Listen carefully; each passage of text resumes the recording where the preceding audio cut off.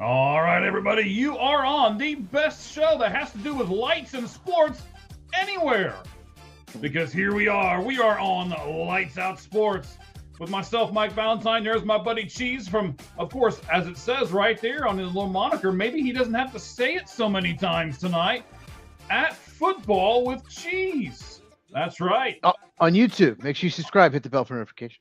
Of course, we got to get that in there real quick. Couldn't have that in there. Cheez, I will tell you, if you want to repost it on your X, you can. For some reason, it's not doing it since you brought your X back. We'll get to more of that here in a moment, but we'll figure it out before next week's show. Yeah, we will. We'll figure it out. But I just wanted to kind of let you know what was going on there. So, all right, buddy. Hey, it's been a couple of days since I've seen you. Not a long time, but a couple of days, right? We did a reaction right after the Super Bowl that everybody was really pleased with. They came onto YouTube. They visited us. They did it on X. A lot of people saw it. And then you did another reaction over on your channel. Tell me what the difference is, buddy. Why people should go over to your channel and watch yours. Well, I slept on it and thought of a few things that maybe we didn't talk about. And looked at the big picture too. I also looked at it going forward. We talked a lot about Kenneth Walker, so I didn't even really bring him up barely. But we talked about how good a runner he was in the game, and I didn't break down Sam Darnold necessarily. Like I just went over a few nuggets that we didn't talk about, and I went over like Seahawks Patriots, like what it means going forward. I liked it. I watched it today. I actually put it up on our X platform. At All Gloves Off SM. I watched your defensive video. I did not put it up on our X yet. We'll do that right after the show. So what is this? You're doing offensive and defensive. Exactly what are you doing this week, sir? Yeah, did you see the offensive as well? I did not watch it yet. I'm going to wait till I'm going to watch it on my drive into work tonight. You're going to watch it while you're driving. Well, good. I'll listen to it while I'm driving, okay? Have a beer while you're at it. There you go. Why not? Yeah, so I did the offensive first. I released that yesterday, and the defensive today. I actually just record them back to back, but release them 2 different days. But don't be giving away trade industry secrets here, sir. Come on. What are you doing? Let me ask you this. Did you change clothes? No.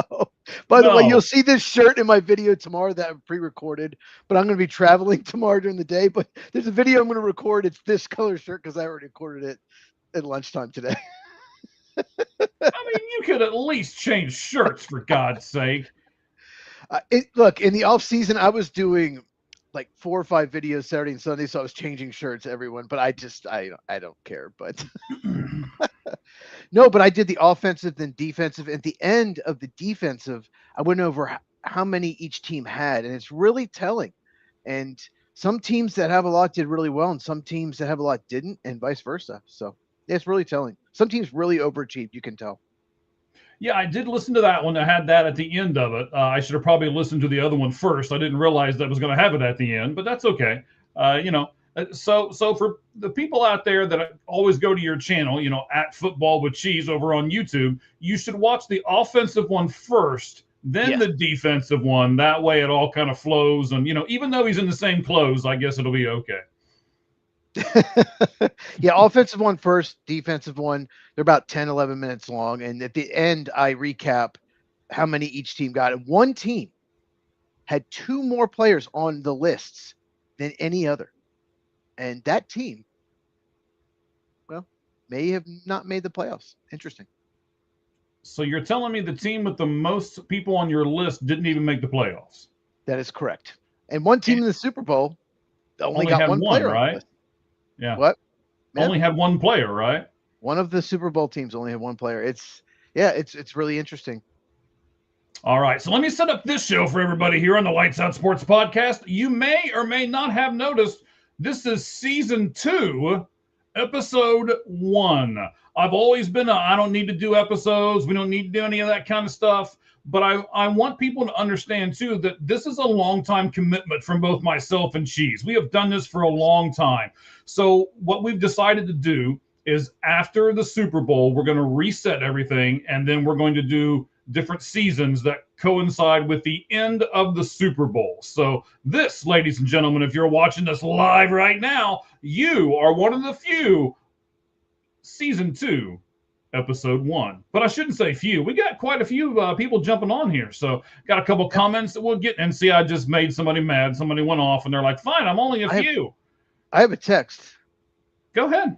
A friend went to All Gloves Off SM on X. Oh. It says, I can't see the podcast on your X account. Can't see it. All right. So I'll set you up to talk here in a few minutes. And while we do that, I'll navigate over to it and see if there's something wrong. Okay. All right. Sounds good. Hey, so it's one of my friends, they could just be dumb, Well, okay. Well, you said it, not me. Well, we'll leave that alone. Okay. I'm sure they have good hair and they never change their clothes. Whatever. So that's fine. So, Cheez, I don't know if you know this or not. We were talking off air, right? And you were saying, hey, the views for the site kind of went down. Everybody's kind of going off of a letdown here for a little bit if they're great big football fans and not big baseball fans. You're the big football guy. I'm more the baseball guy. I'm getting all hyped up for spring training. Pitchers and catchers for some teams actually reported yesterday. Almost all teams will report by tomorrow. So, man, this is going to be great. But I wanted to give you the days until the different events for the NFL, because the NFL is the entity that does the best job by far of keeping themselves in the spotlight throughout the entire offseason. Yes. So everybody knows football is by far over just because the Super Bowl's done. You've got, let's see here, we got 12 days until the combine starts. That's it. You got 26 days until free agency starts.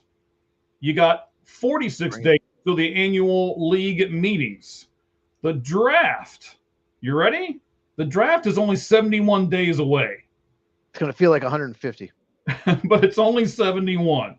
The schedule release is roughly 90 days away. There's a little bit of a leeway when they can announce it, so we'll say 90 days away. Training camp begins in just over 150 days, and the preseason actually starts 175 days from today. Interesting. It's coming. There won't be that much of a lag. Are you going to watch any of the other football entities that are going to come on right now? Are you going to watch what's the one that The Rock owns? And there's a few other ones that they're kind of sprinkled out there, like spring and summer ball. Are you going to watch any of those other things besides the NFL? Is that a serious question, Mike? Yes. No. Okay. Not at all. I don't watch that crap. Nobody else does too. Look at the ratings. So if we had punters and kickers, you wouldn't watch that either? No. I don't. Okay. I don't. Specialists aren't football players, so okay. All right. I don't want to get too much into the weeds here, but all right. My head's starting to hurt a little bit. Okay. So we're going to change to 5 Flamin' 5 and 5 because we're in season 2. And here's how we're going to change it. We're not going to change it a ton, right? But just a small amount. I don't ever want to see my buddy Cheez burst into actual flames, so let's not do that. Let's do this. The rumor was you wouldn't mind it sometimes, but anyway. Well, it depends on who you talk to. So we are going to do the 5 questions still has 5 minutes. We're still going to do the flames, just it's flames and they're pretty cool, right? Okay. But here's what we're going to do. Cheez, if you get all 5 questions right, a lot of the people who are watching us right now know that you now write the football segment for this show. And I love it. My wife really loves it because it's like 2 hours of time that I don't have to spend on the show. So I appreciate it. Sure.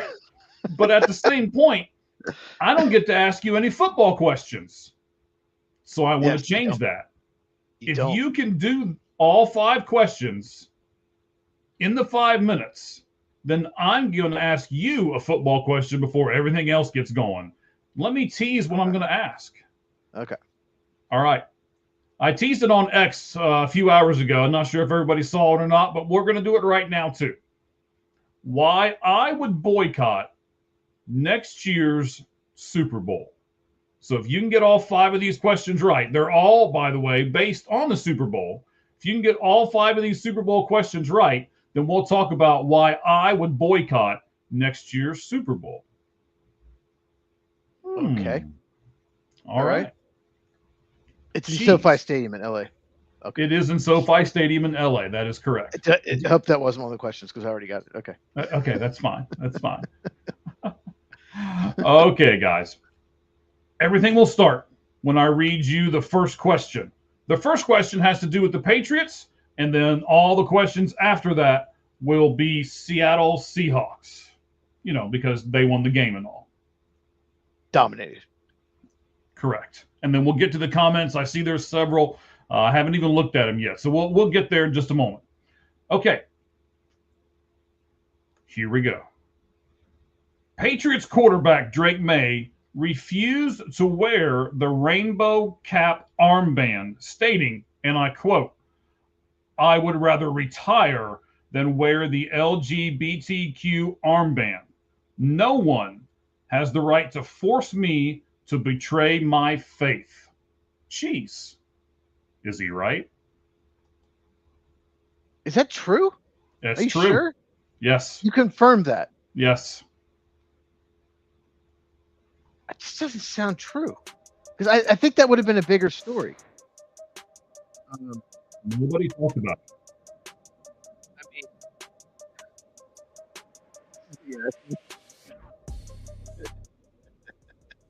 Well, Mike, I'll say this. Sean is laughing her ass up right now because we were talking about this the other day. Not this specific thing, but I'll say this. If he's a Christian and goes into his beliefs, then he has every right to not wear it. Just like that hockey player didn't want to wear like a rainbow colored like hockey jersey. You have every right to do that if it's against your religious beliefs. So yeah, I have no problem with it. Okay. I like how you kept that short and sweet after you questioned me. That was good. So anyway, wasn't expecting that. See, I get it. It's definitely hot. I'm getting some fire here. Yeah, it's a hot take. That's why we got the flames up, buddy. Okay. Seattle won every game this season when they scored first. Is that a coincidence, or does it actually mean something, Cheez? No, it's not a coincidence. It's big. When you score first, you put pressure on the other opponent. You could take them out of your game plan, especially if you get up 2 scores, 10-0, 14-0. It completely, put the other team on, basically make them defensive. So, no, it makes sense, and it tells you how good Clint Kingsbury's game plans are. Okay. Let's go with this. Seattle Seahawks GM John Schneider is the first GM in NFL history to win multiple Super Bowls with the same organization while having a new coach and no players from the previous Super Bowl on the second Super Bowl team. Does that make him a genius or an idiot? Maybe a little both in a way. He was the best GM in the NFL for about a 4-year stretch from like 2010 to 13. And then he was awful for about 6 or 7 years. And then he became one of the best, if not the best, drafting GM the last 4 years again. I don't know what happened. The ownership, kudos to them for being patient, but he found it again. He made 2 of the best trades ever.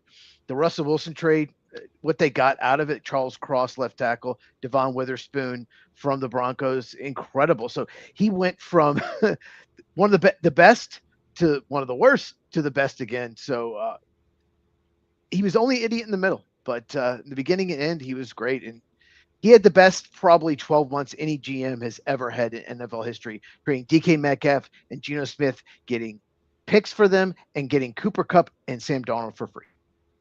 Okay.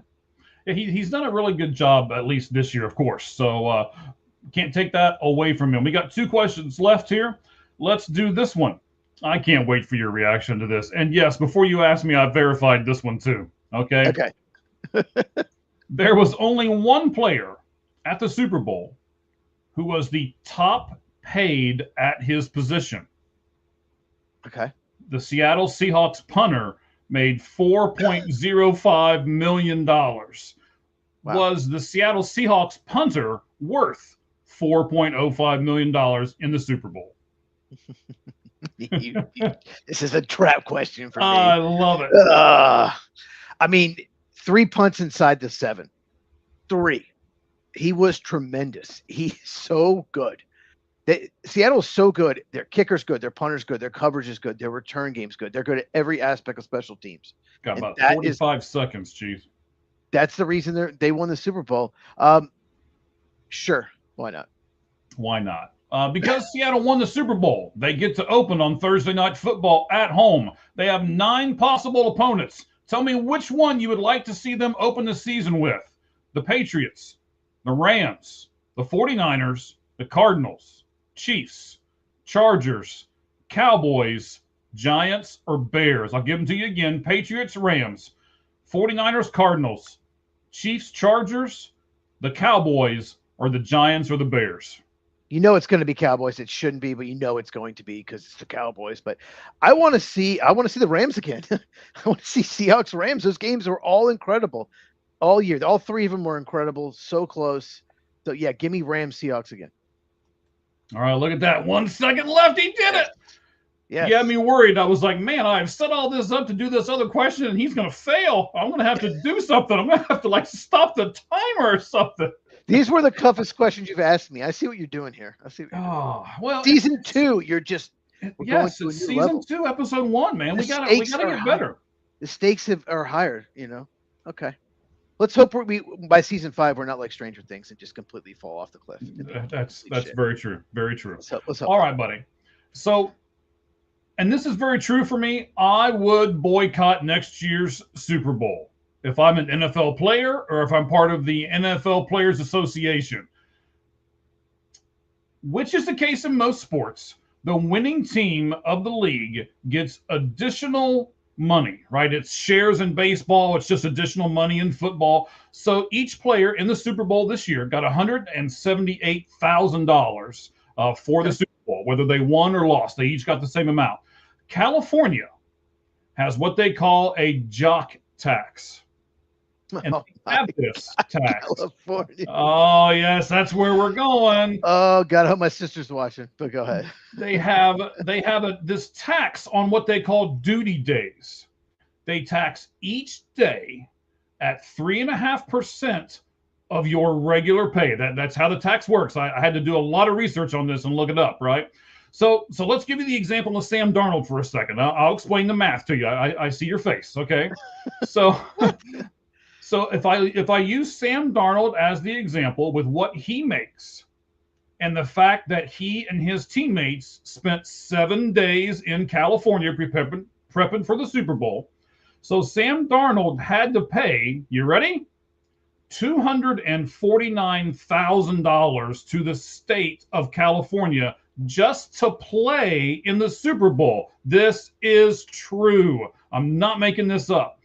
So even if you use simple math, even though he got paid an additional $178,000 for the right to play in the Super Bowl, because of the California jock tax, it actually costs Sam Darnold $71,000 to go to Levi Stadium and play in the Super Bowl. Darnold plays for Seattle, so I'm going to add some more here. Darnold plays for Seattle, so he has to play the 49ers and the Rams every year, and possibly another playoff game in California every year. So that number is actually going to be higher than that. So if I were the NFLPA, I would boycott next year's Super Bowl because if you have already said it's being played at SoFi Stadium in California, the NFL agrees to, I wouldn't do that. If I'm a player or part of the NFLPA, I would go to the NFL and say, we're not playing in California unless you agree to pay for all of these taxes that this stupid state puts on my athletes. What do you say about this craziness that right now is the jock tax in California? What absolute joke. I mean, California is a disaster state. It's they're just trying to get money. This is the reason why Hollywood movies, they're never filmed it. They're filmed in Atlanta. They're filmed in London. All the big blockbusters, they're filmed in Canada. They're not filmed there. And this is why, because all the taxes, they can't afford it. You're trying to make money. Right. This is insane. Now I know why the San Francisco Giants can't get any free agents to sign there. I'm shocked. And you're telling me, let me just make sure I got this right. Sam Darnold lost $71,000 because he spent 7 days there. Yes. Now, it's not going to hurt him. It's not really the point. Man. And he got to ride the teacups with Kenneth Walker, so he's happy. Yes, I saw that today. In fact, I think I posted it up on our X account. It was hilarious. But I'll say this. If you want to come to NRG Stadium, NFL, for the Super Bowl, then the players won't have to pay the taxes. We don't tax people in Texas like that. We're good old boys here in Texas. We're good old boys. And I will go to the game, and I'll get a ticket for Mike Valentine as well. Ooh. We'll go to the Super Bowl. If it's NRG Stadium, they switch it. They should. But that's ridiculous. I'm shocked. And, the punter making $4 million, he's going to have to pay a bunch of taxes. Yes. Absolutely. It's crazy. Or just, how about this? Like, okay, we'll come 2 days before the Super Bowl. We're not coming the week. We're not doing the whole media thing. Mm-hmm. Say, for example, just let's pick a random team that didn't make the Super Bowl that might make it next year. I don't know. Let's just say, I don't know, Cincinnati Bengals. Let's say they make it. Okay. I thought for sure you were going Green Bay Packers, but go ahead. Oh God, no, because they have Matt LaFleur. I'm not stupid. So let's just say the Bengals. The Bengals have made it. They've made it recently, like 4 years ago. Let's say the Bengals make it, and the owner says, like, okay, we're going to show up Friday afternoon. You're not going to get the whole media week because I'm not doing that to my players. I'm not going to make them pay those taxes. Owners should do that. And there will never be another Super Bowl in California again if one owner does that until that is fixed. But, Gavin Newsom, he's a real, sack of shit. All right, then. Okay.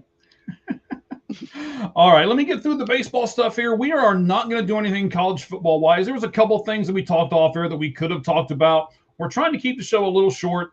Cheez is going to do a couple things tomorrow. I've got to go to work here in just a little bit, so they've switched schedules for me. I'm working nights now, so we're going to make sure we keep this nice and short. And Cheez should be proud. I'm going to have homemade chicken and noodles. I can actually smell it right now. It's killing me, by the way.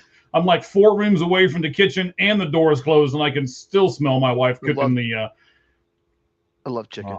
Homemade chicken and noodles is killing me right now. So I tell you what, buddy. Let's go ahead. Let me give you this. The Super Bowl, I saw the numbers. They came out just about an hour and a half or so ago. So the Super Bowl did 124.9 million, and that's the second highest viewership behind last year's Super Bowl between the Chiefs and the Eagles. So even though a lot of people said it was awful, I've had to hear it for the past 2 days how awful that Super Bowl was. It still did a lot of stuff. They still got a lot of money out of it. So, well, it's not going to do as well as last year because the Taylor Swift fans watching the Swifties. It's true. Glad you brought that up into the podcast. We need at least one Swiftie reference every show. We'll see. But at least we're not talking about WNBA. But I just brought it up.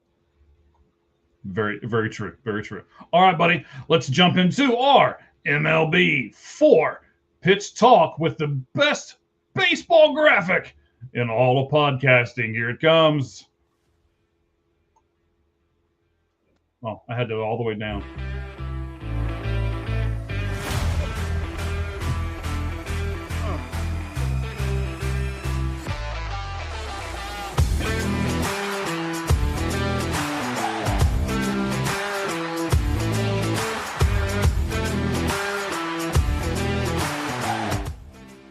don't know about me today, man. I'm like, I don't know about you most days.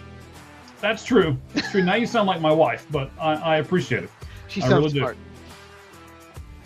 All right, buddy. So in this 4-pitch baseball talk, we're going to talk about the free agent market, how it's just all of a sudden boiling over. We got some different signings that we're going to look at. There was a trade that did go Boston's way and a trade that didn't go Boston's way. And we'll talk about both of those here in the segment as well. Nick Castellanos, what's going to happen to him?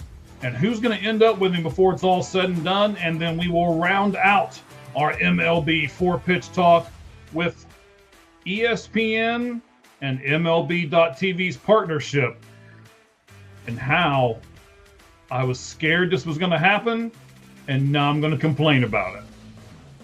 All right, here we go, buddy. You predicted it. Yep. I did. I was scared to death that this was going to happen, and then, as you know, my worst fears have come true here. But let's jump into. I tell you what. Before we do that, I want to say this. I don't do this every time. There's a lot of deaths and stuff that happen in sports that I don't talk about. Terrence Gore passed away. You may or may not remember Terrence Gore played for the Kansas City Royals for a number of years. I looked at it.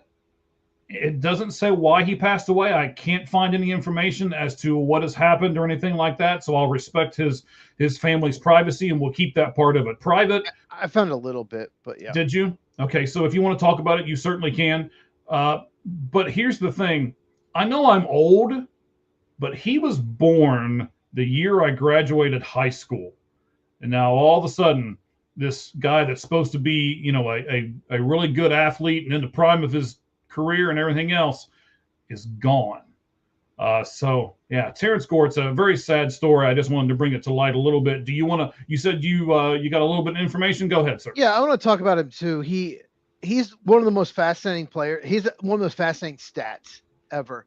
He has, I think, 1 career RBI and 3 World Series rings. He's so fast. He can't hit, but he is one of the fastest people that's ever played baseball. Yeah. He won a World Series with the Royals. He won one with the Braves. The third team, I'm not sure. But teams would sign him late.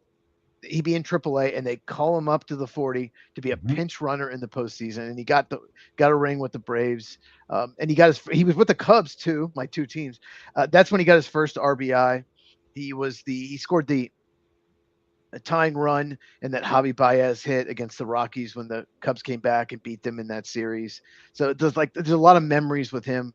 But yeah, 1 RBI in his career and 3 World Series rings, pretty incredible. But apparently complications from routine surgery. Sad. Just a routine surgery, and it. Anyone that ever has surgery, I've had surgery multiple times, and make you sign that waiver. Anything could happen, and you're not responsible if something does. And unfortunately, he apparently just didn't wake up. So it's really sad. Yeah, it's sad. So, ladies and gentlemen, take care of yourselves, right? And make it to where you don't have to have the surgeries. I don't want to negate this here. Got a really good chat message here from @72who. That's a nice name. I kind of like that, actually. So he or she, I don't know if it's a guy or a gal. It's a he. It's a he. Okay, so you know who this is. All right, one of your friends. Great. So it's not just no. He's a lot smarter than my friends. Wow. You're not going to have any if you keep this up. So it's not just California. Many other states have this too. So New York, New Jersey, and Ohio, for example. California just has higher incremental rates, so their taxes are the highest. Yeah, I didn't realize this. I'll give one of my favorite players a shout out because I watch his podcast a lot, and he was talking about it. That made me research it more.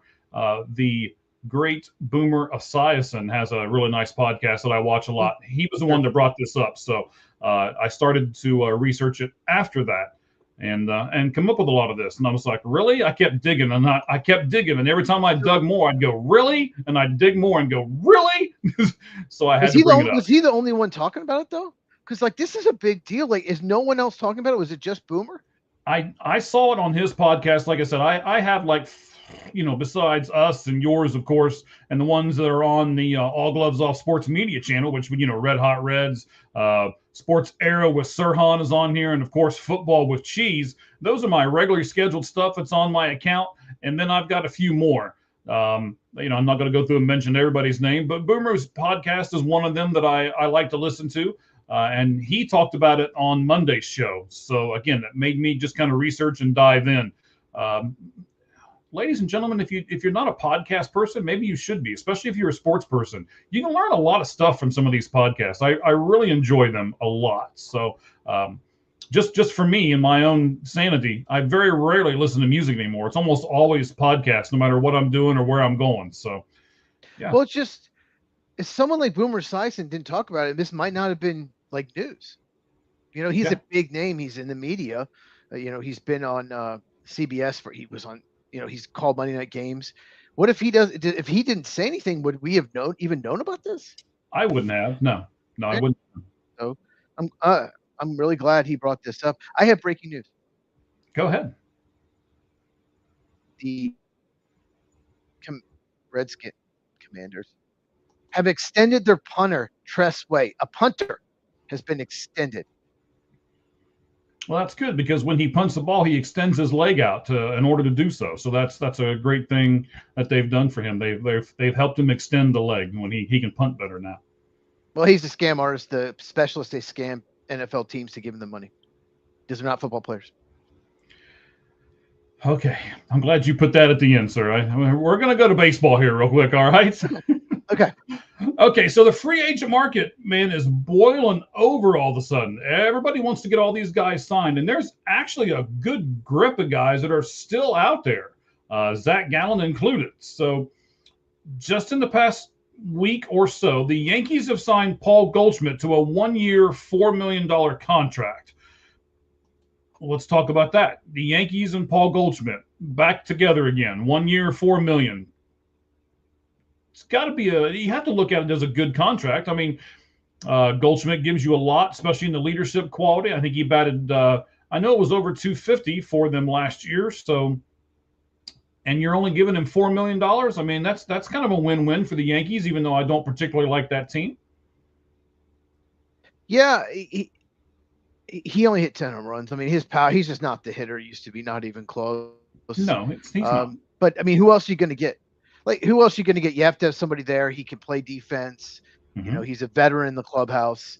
So it's not going to probably move the needle, make you so much better, but you have to have someone, there to play first base. And the Yankees haven't, it's been Rizzo and Goldschmidt pretty much, the last 5-6 years.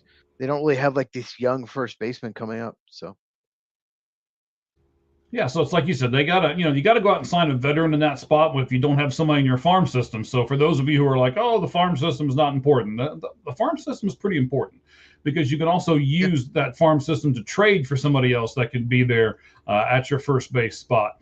The Pirates are giving me a reason to despise them by signing the designated hitter Marcell Ozuna, 1 year, $12 million contract. And it's paid in a $10.5 million contract this year.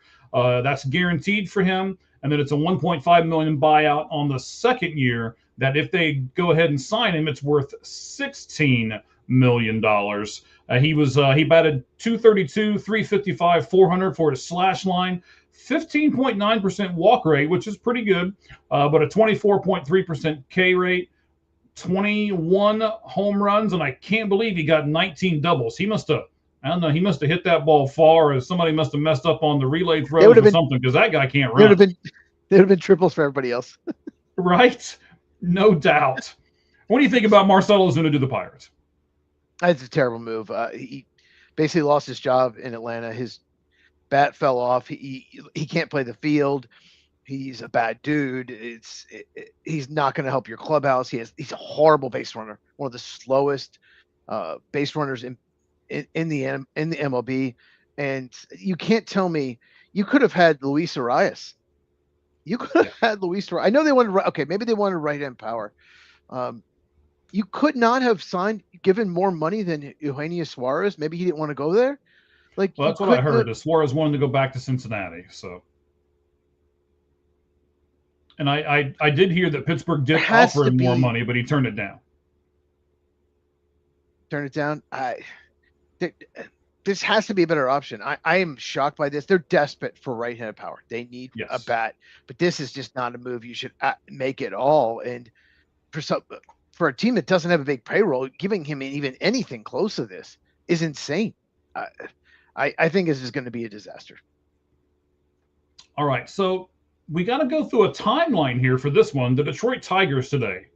All right, so I saw this about noon my time or so today as I was doing stuff, and I immediately went to go looking at Arizona Diamondback tickets because I know their home opener is versus Detroit. And I have never seen the guy they signed today. He's on my bucket list. I want, this is one of the better pitchers ever in Major League Baseball, and I want to see this guy pitch live. So the Detroit Tigers today signed Justin Verlander to a 1-year, $13 million contract with $11 million of it deferred, and those payments don't start till 2030, by the way.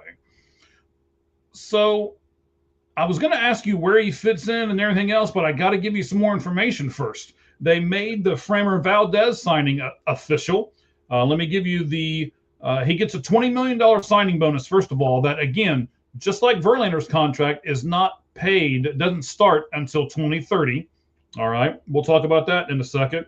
So Valdez signed a 3-year contract, $17.5 million in the first year. It's really, really backloaded, by the way. $37.5 million the second year, $35 million the third year, and a $5 million option on a $40 million contract at the end. So there's that option at the very end, and he can opt out of that deal in 2027. So let's talk about those two first. So what have the Tigers essentially done by adding Verlander and now it's official, Framber Valdez to their 40-man roster? Well, they used to be teammates in Houston. Interesting. Let's talk about Framber first. He was the best pitcher available in free agency. I never really heard a lot of rumors for Detroit. I mean, like a down the road possibility. So it's interesting that he kind of came in slightly out of nowhere. I thought that he was probably heading to the Mets or the Orioles. But this is a trend. All these teams, all these players signing these like 3-year but huge annual value. These teams don't want to go 9-10 years. They don't want to go even 7 years with pitchers, 9-10 years with hitters. So they'd rather give you more upfront money and then give you this long-term deal where 2 or 3 years in, your play just drops off a cliff. But Verlander, I know I got to see him once. It was pretty cool. He got the win, but yeah. I live in Houston. The thing with Verlander is he may not pitch in that series. He's probably their 4th or 5th starter, probably their 5th starter. So he might not even pitch in that Diamondback series, just to give you a heads up. I mean, he might. Well, it should be, but I think he will actually, because they start in LA, and then the second part of it is in Arizona. So I'm thinking he probably will pitch in Arizona. Okay, I'm hoping so anyway. Yeah, you might wait till they like set the rotation. Like, let me know. Yeah, but yeah, Verlander, I he's toward the end of his career. His strikeout rate keeps going down, but I get it, and it's going to excite the fans. The fans have to be. They've had a great February in Detroit. Pretty much it was they were good. They're a playoff team, but are they going to take that step? I think they lost the division late. They kind of collapsed a little bit. You need something to excite the fans, and I think this will getting Verlander back is going to be huge. Like, at least for the fans. Yeah, I don't know what's going on here, but they're right, Cheez. So I want to throw this out here. They're right. I was wondering why our numbers were dropping all of a sudden. You can't see this on our X account. So it's not on your X. It's not on my X. You can't see it anywhere. My friend texted me. He said he tried to find it on your X. He couldn't. Yeah. Which means he said he's right. He says, I don't like YouTube, and I had to go to YouTube. Yeah, I'm sorry about that. It's not something I'm doing on purpose to try to filter everybody over to our YouTube account or anything. It's telling me up here on the top part of the screen that it's on my personal Facebook, so you can look up Michael Ballantyne on my Facebook. You can see it there right at the moment. We're actually on Twitch now as well. Not a lot of viewers there yet, but we want to do a bunch of different platforms. So if you're a Twitch subscriber and you're trying to find it on somewhere else and you can't, you can go over to Twitch and see it as well. And then the only thing I can tell you right now is that we will, once all this is done, I can't do it at the same time where I'm doing everything else. So I will repost it up on our X account at the end of the live version for you to watch later on. So I apologize. I don't know what's going on. I am not the technical genius.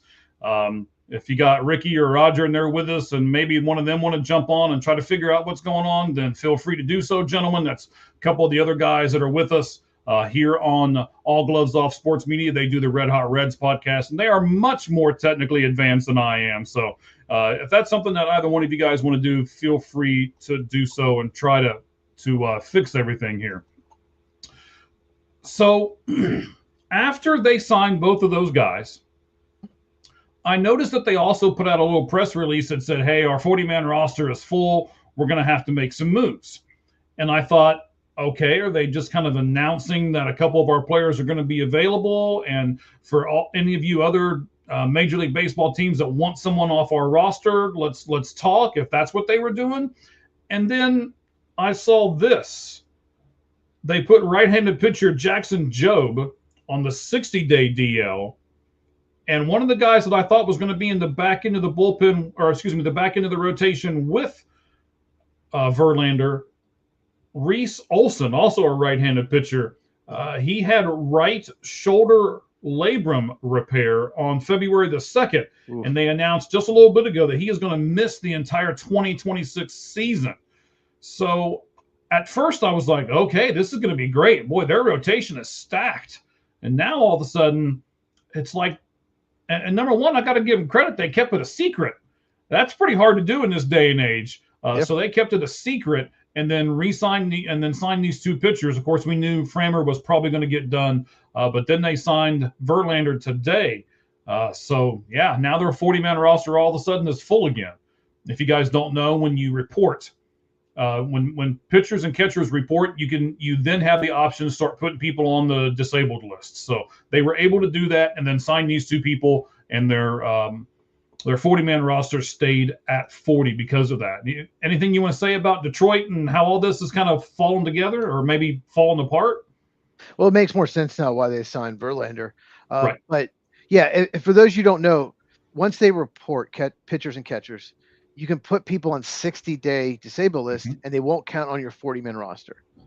So you can add other free agents. So this is usually a time of year if some free agents is hanging around there. Maybe you had agreement a month ago, but let's gotta wait. This pitcher, he's hurt, but we can't put you on the 60-day AL yet.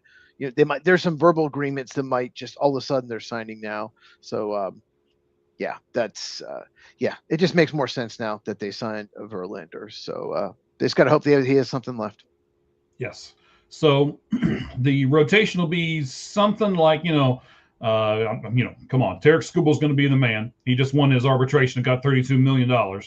So you're going to have Skubal, probably Casey Mize, Jack Flaherty, Framil Valdez in there. He'll probably be number 2, I would assume. And then you're going to put Verlander in there somewhere. So 3, 4, 5, something like that.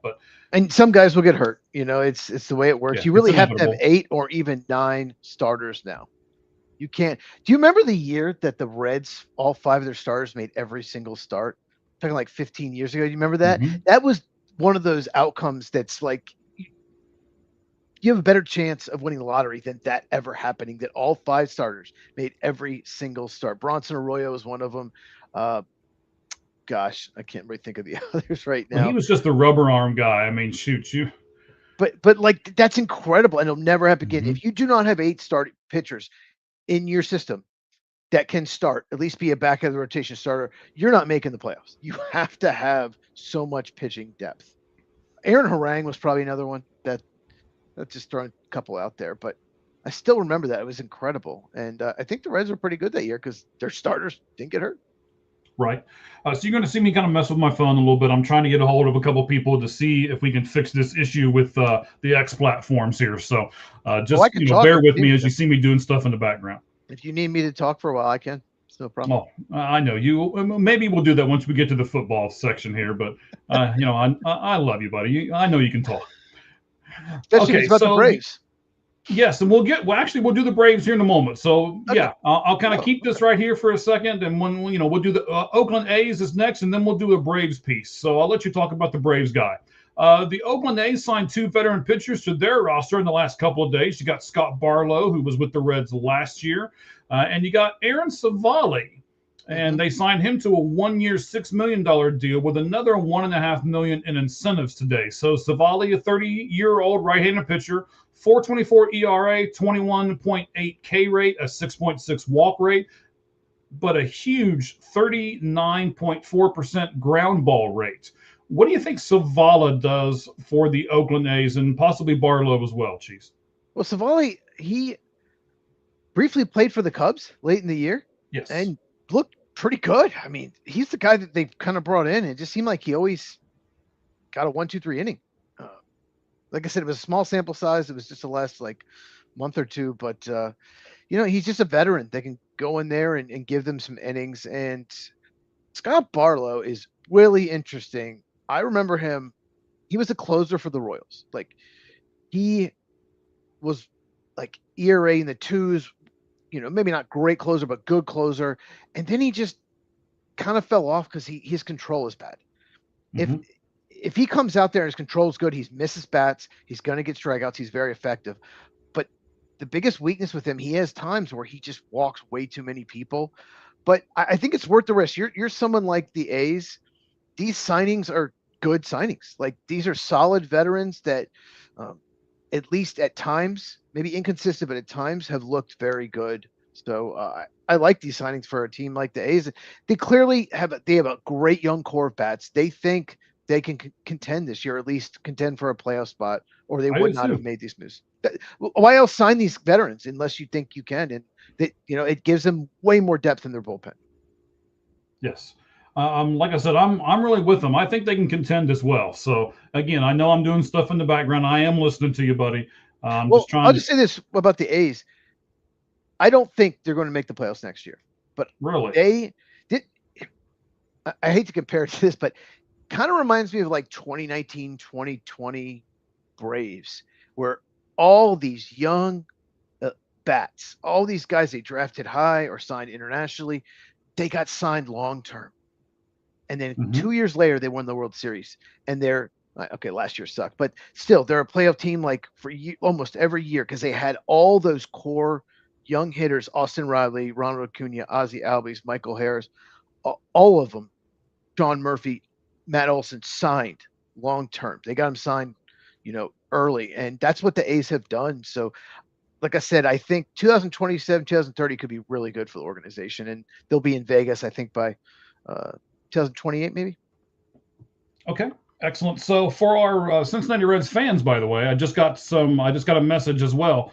It says the spring training opener between the Guardians and the Reds on February 21st will be on MLB TV, MLB.TV. So we'll talk about that debacle here in a few minutes. All right. So the final signing that I wanted to look at here is your Braves.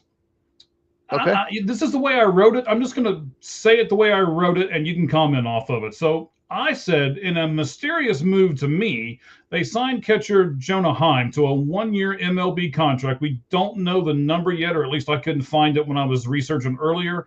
He's a 31-year-old. His slash line was 258, 317, 438, which is respectable. It's 107 weighted runs created plus 18 home runs. And here's some of the big stuff, too. He caught 29.3% of runners trying to steal on him, and the major league average is 20.6. So over 9 percentage points more than the average catcher is what Jonah Heim did. Cheez, this is your team, or one of the teams that you love a lot. Why did the Braves sign another catcher? Because turns out John Murphy tore his labrum in his hip, and we'll be back sometime in May. Sometime in May could mean early May, could mean Memorial Day weekend. So they don't have another catcher on their 40-man roster besides Sean Murphy and Drake Baldwin. And my initial thought was, okay, Drake Baldwin's just going to DH. They don't want to focus on catching. They just want to be the DH. And turns out, it's because Sean Murphy's hurt. I wonder why they weren't necessarily like listening to offers. He might not have been traded because so many teams. There's like 4 or 5 teams that need catching so bad, and that's why. So they need someone at least until that point. And at this, with the DH, because the primary DH will be Drake Baldwin, they can actually end up keeping all 3. So it'll be interesting. It makes a lot of sense, actually, if you think about it. I was a little surprised at first, but I did not realize that Sean Murphy had hip surgery. So. All right, and I didn't know that either. William, I'm going to use you for a second, buddy. Are you, and you can tell us this, I may not throw it up on the screen. We're having trouble right at the moment because I know you just joined us with our X account. So where are you watching us from? What platform are you on? I'd love to know. I think you're doing it on YouTube because the little YouTube symbol. Yeah, the YouTube symbol. Yeah. He's on YouTube. Okay. All right, that's fine, buddy. Hey, thank you for joining us, as well as everyone else that is right at the moment as well. I'm a little flustered because I'm trying to figure all this out and still do the show and everything else. So it's a trying thing for me right at the moment, but that's okay. We'll get through it. So a trade that didn't go Boston's way and a trade that I really think will go Boston's way is what we're going to talk about next. The trade of Rafael Devers. As that they did back in June, netted the Red Sox James Tibbins III, who was then traded to the Dodgers, Jordan Hicks, who was then traded to the White Sox. You can see a pattern here. Kyle Harrison, who was just traded to the Brewers, and Jose Bello, who pitched 55.2 innings in rookie ball and single A. That's what they got for Rafael Devers. And everyone but the single A kid has been traded. Cheez, did that trade work out well for them? No, it didn't. I'm shocked that they traded Tibbs to the Dodgers. Jordan Hicks was a disaster for them. Kyle Harrison, they have a lot of pitching. So that's why they traded Kyle Harrison. They needed a bat. So they wanted to move a pitcher. But definitely, it's a really good move for the Brewers to get him. Brewers just going to have so much good young pitching. Good Lord. No, it's terrible. And if you did not know, anyone watching, Rafael Devers was a third baseman. They signed Alex Bregman, and he got pissed and demanded a trade. So they traded him, and then Alex Bregman opted out of his contract and signed with the Cubs. Right. Because it's just been a disaster for him. Disaster. Absolute disaster. Red Sox could not have handled this worse. Yeah, the red lights flashing on the green monster and everything. I mean, this has just been terrible for them. Yeah. So I kind of wanted to point that out and take a look at it. I will also say we're going to be doing our lights out list here at the very end of the show, as we always do. Today's lights out list will be the top 10 quarterbacks in the NFC. Before we do that list, we'll look at our poll question, and that's what I want to plug right now. The poll question is this. Since we're going to do the NFC quarterbacks, the top 10 in the NFC, now that Sam Darnold has a Super Bowl ring, where does he belong in our list? So for the first time, again, this is season 2, episode 1, guys. So we're doing some different stuff here. This is the first time that you can actually use our poll question and tell us where this quarterback should be on our list. We've never let you guys look at our list ahead of time, or we've never let you guys do anything with the list, but today we are. It's an inside track for all of you to be able to give Cheez and I maybe a little bump, because I'm still a little, the top 3, I'm still kind of wavering on a little bit here. So maybe one of you guys can help us out here. So where does Sam Darnold belong on that list? You have 3 choices: the top 5, the bottom 5, or top 3. Those are your 3 choices. Head on over to our X account at All Gloves Off SM, and you'll be able to do that. So did you just repost it on your X? Is that what I saw? I just reposted as well. All Gloves Off SM is your X account, and then at Football Cheez, without the with, at Football Cheez, I just reposted it as well, and I just voted. Oh, look at you voting. All right. Yes.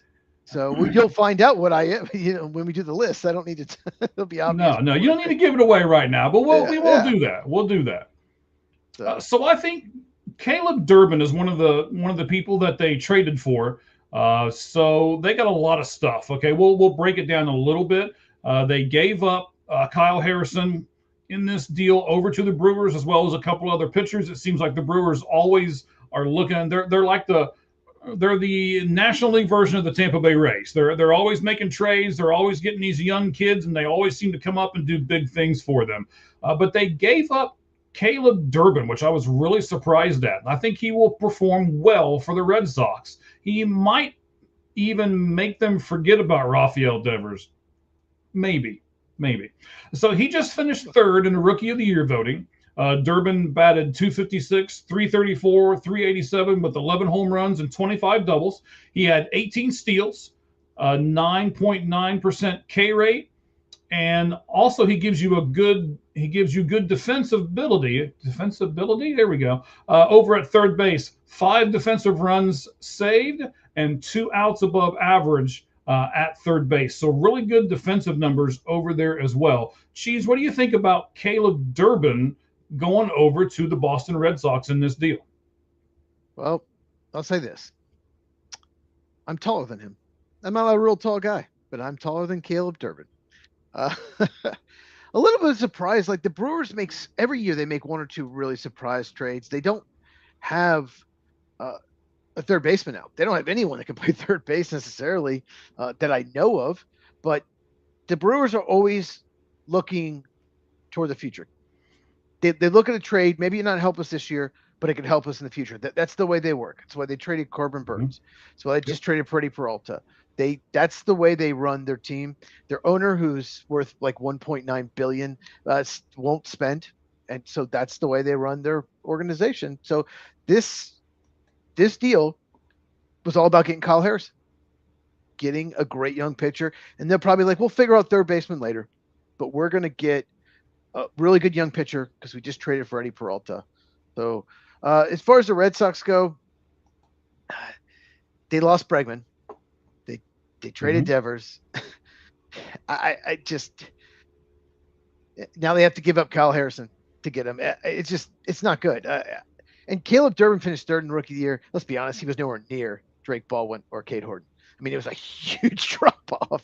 So it's not like he's a finalist. He's one of the best rookies. His numbers were okay. They weren't anything great, but I think it's a shrewd move by the Brewers once again. I really think they're going to win this trade long term. But the Red Sox did get a draft pick out of it, so we'll see. That gives them more money to use, in the draft. Right. I'm sorry. I know you heard yourself echo there for a second. I was trying to pull up our YouTube on a separate feed over here and trying to post it up on my X, but I'm just gonna concentrate on the show and be done. I'm gonna try to stop agitating myself over here about what's going on with our stream. It's going to be okay, Mike. It's going to be okay. I put a lot of pressure on myself to make sure this is good, so we're going to figure it out. But clearly it's Jordan Love's fault. Clearly Jordan Love should be blamed for it. Everything the Packers do wrong is Jordan Love's fault, so I'm going to blame him for it. The defense gave up all these points, so Jordan Love is just a terrible quarterback. Right. Now the question is going to be, where does Jordan Love end up on our list? The lights out list that we'll be doing here in just a little bit, the top 10 NFC quarterbacks. And then next week, we're going to do the top 10 AFC quarterbacks. So, I have a quick question about that. Sure. When you say NFC quarterbacks, do you mean did they have to be starters? I would assume they would be. I mean, are you going to try to put a backup quarterback in here saying he's better than some of the starters in the NFC? Have you seen the bottom of the list? All right, Cheez. Moving on. So the Red Sox, I think this was a shrewd part of this deal. The Red Sox were also able to snag Andrew Monasterio. By the way, if you're going to try to look him up, he spells Andrew Andruw, by the way. Why? I don't know. Andrew Jones. Because Andrew Jones. That's how he spelled it. Is that how he spells it too? Yeah. Andrew Jones, his son's a Diamondback prospect. Yes, I do know that. I've got a ton of his cards. I've started going through my cards. My wife is all shaking her head if she would be listening right now, because our kitchen table has just stacks of cards everywhere for me to get autographs on in spring training here. I'll start this weekend actually, so we'll see it. Yeah, it, I love this time of year. I'm really excited about it. I know So you do. yeah, and then all this stuff that's going on is just like anyway. Uh, Andrew Monasterio was in this trade as well. He's going to the Boston Red Sox. And I think this is a really shrewd move for them because he has three minor league options left, and he can play stop if the often injured Trevor Story goes down again. I love Trevor Story, but the guy can't stay healthy. He hasn't been able to for a long time. And this is a really good insurance policy for Trevor Story. So I think the Andrew Monasterio part of this trade you'll probably see before the end of the year. I mean, I hope not, because I hope that Trevor stays healthy the entire year, but I doubt that's going to happen. What do you think about this part of the trade itself? Yeah, I forgot about him, but yeah, it's one of those weird trades that uh, you didn't expect. A lot of people moving. It's just like, oh wait, that's good for the Red Sox. Oh no, wait, that's good for the Brewers. Like we won't know for a few years whether it's good, but yeah, Trevor Story has trouble staying healthy, so I think that was a good move to get him, and they got I think the pick in the '60s, late '60s, not between the first and second round, between the second and third round, so they get more bonus money in the draft. It's not necessarily like how often does someone at that pick make it, but they get more bonus. So it's I still think the Brewers probably won it, but you know, I understand why the Red Sox did. Yeah, and that's how I'm going to wrap this part up because that's 100% right. These draft picks all of a sudden, Cheese, and you have been saying this for a while because you're the NFL draft guy. You've been saying it for a long time that the MLB teams should be able to trade their draft picks. And in Oh this yeah, current collective bargaining agreement, they cannot. But what they can do is they can trade those competitive balance round picks that they get from, losing another player or something like that. So the Red Sox did receive that from Milwaukee. They got their competitive balance round B pick, which, as you just said, is probably around 60ish or so. So are those? I guess you just kind of answered it a second ago. So they're not like extremely important, but like you said, you could get lucky and hit on somebody like that, and that was just kind of a throw in a trade. So you never know about those things. well, it gives you more options during the draft. You can go over slot with your first round pick, and at that pick, whatever 68, 69, whatever it is, you can go like sign a senior and go way under and save money. You could just use it. So it's not necessarily the player you get; it's the draft capital that you get. So. Uh, yeah, it'll help their draft strategy. It gives them more options draft time. Okay. Let's talk about Nick Castellanos. The Phillies have a problem on their team, and it's Nick Castellanos. He has said a few things at the end of last year. He basically got benched. He called out their manager. Their manager got upset. They've been saying all offseason, in fact, before the season ended last year, hey, we're going to trade Nick Castellanos. Dave Dombrowski even stated today, we are doing everything we can to make a move by Monday. That was his quote. But he's owed $20 million and he's in the final season of his current contract at, again, $20 million. And other teams know that they want to get rid of him. So, Cheese, knowing if they release him and another team signs him, that the Phillies would be on the hook for all of those $20 million, with the exception of the $780K that the then team that signs it would have to pay. It's the league minimum this year, 780. Wow, it must be nice to get 780K as a league minimum. But yeah, so what would you offer the Phillies in return for Nick Castellanos now that you know all that stuff if you didn't before? okay. There's so much there. I know. So Castellanos is always like when he hit, he's great. Like if he can hit, that's the only thing that's good about him is when he hits. he was a Cub briefly. They didn't re-sign him because he's so terrible in the outfield. Like the Cubs he was actually when they made a deadline deal. I don't think they made the playoffs, but he was their best hitter down the stretch. But they didn't re-sign him, and it's just like, well, I think the Reds signed him, and they're like, well, Yes. his defense and outfield was so horrible. Mm-hmm. So he has to hit, and he hasn't. And here's the problem: they want to trade him, but they don't want to pay most of it. They want the team to eat some of that money. That's the issue, I think. Why he Right. was, especially why he wasn't moved earlier in the offseason. They want you to eat 10, 12 million or whatever, probably a lot less Nobody's now. doing that. No one's doing that. It's like we talked about Marcelo Zuna. I would rather have Nick Castellanos, but you're eating 16, 17 million dollars of the money, Phillies. And I'll give you our 50th best prospect or something, but I'm sure that the Phillies are like, no, you have to eat more. So Castellanos, once he stopped hitting, he has no value whatsoever on your team. Certainly he's not the best clubhouse guy either, clearly. But better than Marcel. I don't know if that's true. See, this is kind of where I wanted to have this discussion, right? Okay. So I'm kind of a mouthy guy to be, and the people who are knowing me, who are watching this right now are like, duh, right? But I'll speak my mind. And sometimes it has cost me things in the past, right? You upset the wrong person. You don't say what you want to say with decorum, right? You just blurt stuff out. Nick kind of has that reputation. He does that with the media. When he was here in Cincinnati, he wanted to stay here. He wanted the contract, and Cincinnati refused to pay him the kind of money that he wanted. So he slandered the organization on his way out. Well, you burnt that bridge, I'm sure. So now you can't even come back to Cincinnati. And as you were saying, I wonder if he could be a full-time DH somewhere. I mean, he's not going to be in Philly because you got that guy named Kyle Schwarber who they just signed to a massive contract. Right. One of them has to play the field, and that's a disaster. Right. Either one. So Castellanos is either going to play the field and not play, or something like that, right? So, and he's owed $20 million. If it was me and I was another club, I'd try to get Nick Castellanos for like cheap. Like, here, I'll give you $1 million, and it's going to be more than the 780 that you're going to be paid if you release him. So which one do you want to do, Philly? I think it's going to be interesting to see if everything is going on and how it's all going to go down. So it'll be interesting, I think. So one more piece on the Castellanos, and then William, I'm going to get to your comment because I think it's hilarious.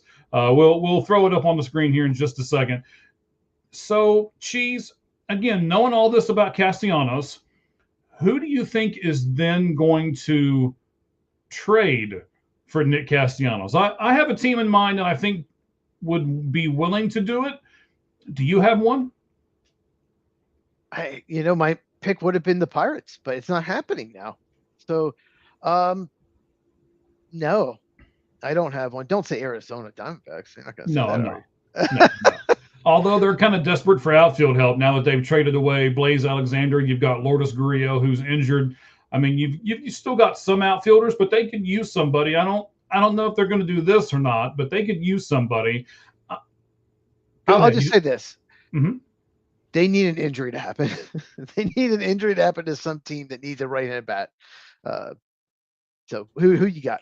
Well, I'm going to say the Florida Marlins because they could use the outfield help as well. And Castellanos is actually from Florida. He lives in Florida. So I could see him agreeing to it. And then the Phillies almost like throwing him in his lap, like, here, you're probably the only team that can really use him. And he's probably going to be happy here. So we'll just cross our fingers with each other and hope this works out. Give us $1 million and your 30th prospect, and we'll be good to go. But here's the thing: like, the Phillies don't want to eat 19 of the 20 million. They want someone to. They don't have a choice. I know they don't. That's the thing is, I think they overplayed their hand early in the offseason. Correct. That's the problem. They don't want to pay. They don't want to tell their fans, "Oh yeah, we're paying Nick Castellanos 19 million to not be here," because that was a dumb contract to give to him. Someone who has no defensive value already had Kyle Schwarber. Like you just. Yeah, but Dombrowski already said he's not going to be on the 40-man roster when the season starts. So they either trade him and get something for him. And when saying that, he just lost all leverage in the trade. Correct. Correct. Done. But we all already knew that anyway. I mean, every team knew that. I'm sure he called every team. I'm sure he did. How much are you eating this Castellanos? And the other guy's like, I wouldn't even give you $1. Right. And click. Yeah. Click. I'm sure it's how it's happened. And it's a shame. I actually have a Nick Castellanos shirt. When he was here, not here because I live in Arizona now, but when he was in Cincinnati, I'll wear it next week and show it to you. His son designed a baseball shirt that has a little figure on it, has like a little baseball guy on it, and people went all kinds of crazy over it. I bought one. I thought the shirt was great. I loved Nick Castellanos when he was here. I don't know if you remember or not. One of the first games when he was with Cincinnati, he slid in the home. The pitcher covered it. He basically took the pitcher out and then stood over top of the pitcher laying on the ground and screamed at him. And the crowd went absolutely bonkers for him. And it's like, okay, here we go, fan favorite. I'm sure he did. That sounds a lot like Nick Castellanos. Yes, and that's why I personally like him, but he's not coming to the Reds, all right? He's not, so stop. No, not after they signed Eugenio Suarez. No, he's not. He's not coming here. They added the right-handed power bat, Correct. So William has an interesting take. He thinks we should talk about a football player in the baseball segment. Okay. He was a first-round pick, if you don't know, of the Oakland Athletics. At the time, it was Oakland. And Oakland, it was such a dumb pick by Billy Beane, who was the GM of the A's at the time, because they let him play football. They're like, okay, we'll draft you, but you'll come play baseball when your Oklahoma career's done. He said, sure, I will. Give me that bonus money. And then he goes and has this unbelievable season for Oklahoma and is the favorite for the first overall pick. And he's like, oh, wait, by the way, I'm not going to play center field for you. I'm going to go play quarterback in the NFL. So it would be funny if Kyler Murray retired from the NFL and went to play baseball for the A's. That would be hilarious. I don't think it happens, but yeah, I'd totally forgotten about that until I saw your comment, William. But yeah, he was a really good high school baseball player. Yes, he was. Okay, so that's William chiming in, and you can do that too. Just click on the comment section over there and put in your comments. We certainly appreciate everyone who has done that so far and who will do that during the broadcast today. We got one more thing to get to. Oh my gosh. I hope I can get through this without pounding my fists on the desk here. So it's the ESPN MLB.TV. They call it a partnership in the article they released today on MLB.com. That's just saying, oh, everything's great and it's wonderful. And no, it's not. All right, so here's the breakdown as far as I understand it. Cheez, I don't know how much research you did on this today for this segment, but we'll look into it. And I believe I'm saying everything correctly to our fans out there. If you are a current MLB.TV user, you can purchase the yearly plan for $150. I'm sorry, no, that's wrong. I typed that in wrong. If you're a current user, you can do it for $135. So, Cheez, I know you are subscribed to MLB TV, right? Yes, I am. Okay, yes. So I have to watch all the games. Yeah. Yes, I'm the same way. I mean, my wife becomes a baseball widow here in a few weeks. She will not see me. I will be in my room and watching it on this TV behind me right here, from that sofa over there. And yeah, it's going to be a great time. Maybe. If you're a current ESPN Unlimited subscriber and you pay that $30 a month for that awful channel, then you can also get MLB TV for $135 a month, but you have to keep up your $30 a month subscription to ESPN Unlimited. And if you have the ESPN subscription for the $30 a month, they tried to throw it in the article I saw today, you can get a month of MLB.TV for free. So ESPN and MLB are forcing our listeners to pay big money to watch MLB games. And I'm pissed, to say the least. Cheez, I'll let you talk about it before I go completely rogue on this subject here. Go ahead, buddy. Well, I'll just say this. If you are on X trying to watch it, all you do is click on the all gloves off icon. It's not on my X right now. We'll get it fixed for next week. I had my X account hacked, and I had to change passwords, two-factor authentication, all that. So we'll have to get that figured out. But you can click on the icon at All Gloves Off SM on X, and you can watch. So we got that at least figured out, but you can't repost it. It's kind of weird. As far as this goes, thank you, yeah, Ricky. We're messing each other on private chats and all kinds of stuff right at the moment. It's right. we But need a producer. So if any of you have producing okay. experience and you would like to get paid, I don't know, nothing, then message me. Then message me and we'll take care of it. Thank you, I'll Ricky. throw in a I Spidey appreciate mug. it, buddy. I'm going to try it right now while you talk about the MLB TV and ESPN thing here. My buddy just messaged. He was able to click on the icon, and it does work. So, okay, great. So, yes, ESPN. What they're trying to do, they're trying to buy part of MLB Network. They have agreement. They're going to buy like 10% of NFL Network. They're trying to. They were losing money. What happened was streaming happened, and people weren't buying cable. A lot of people ditched their cable, and so ESPN lost money. They fired so many people. ESPN is owned by Disney, by the way. And Disney's a horribly run company. If you didn't know, I'm not going to get into it. Entertainment side's a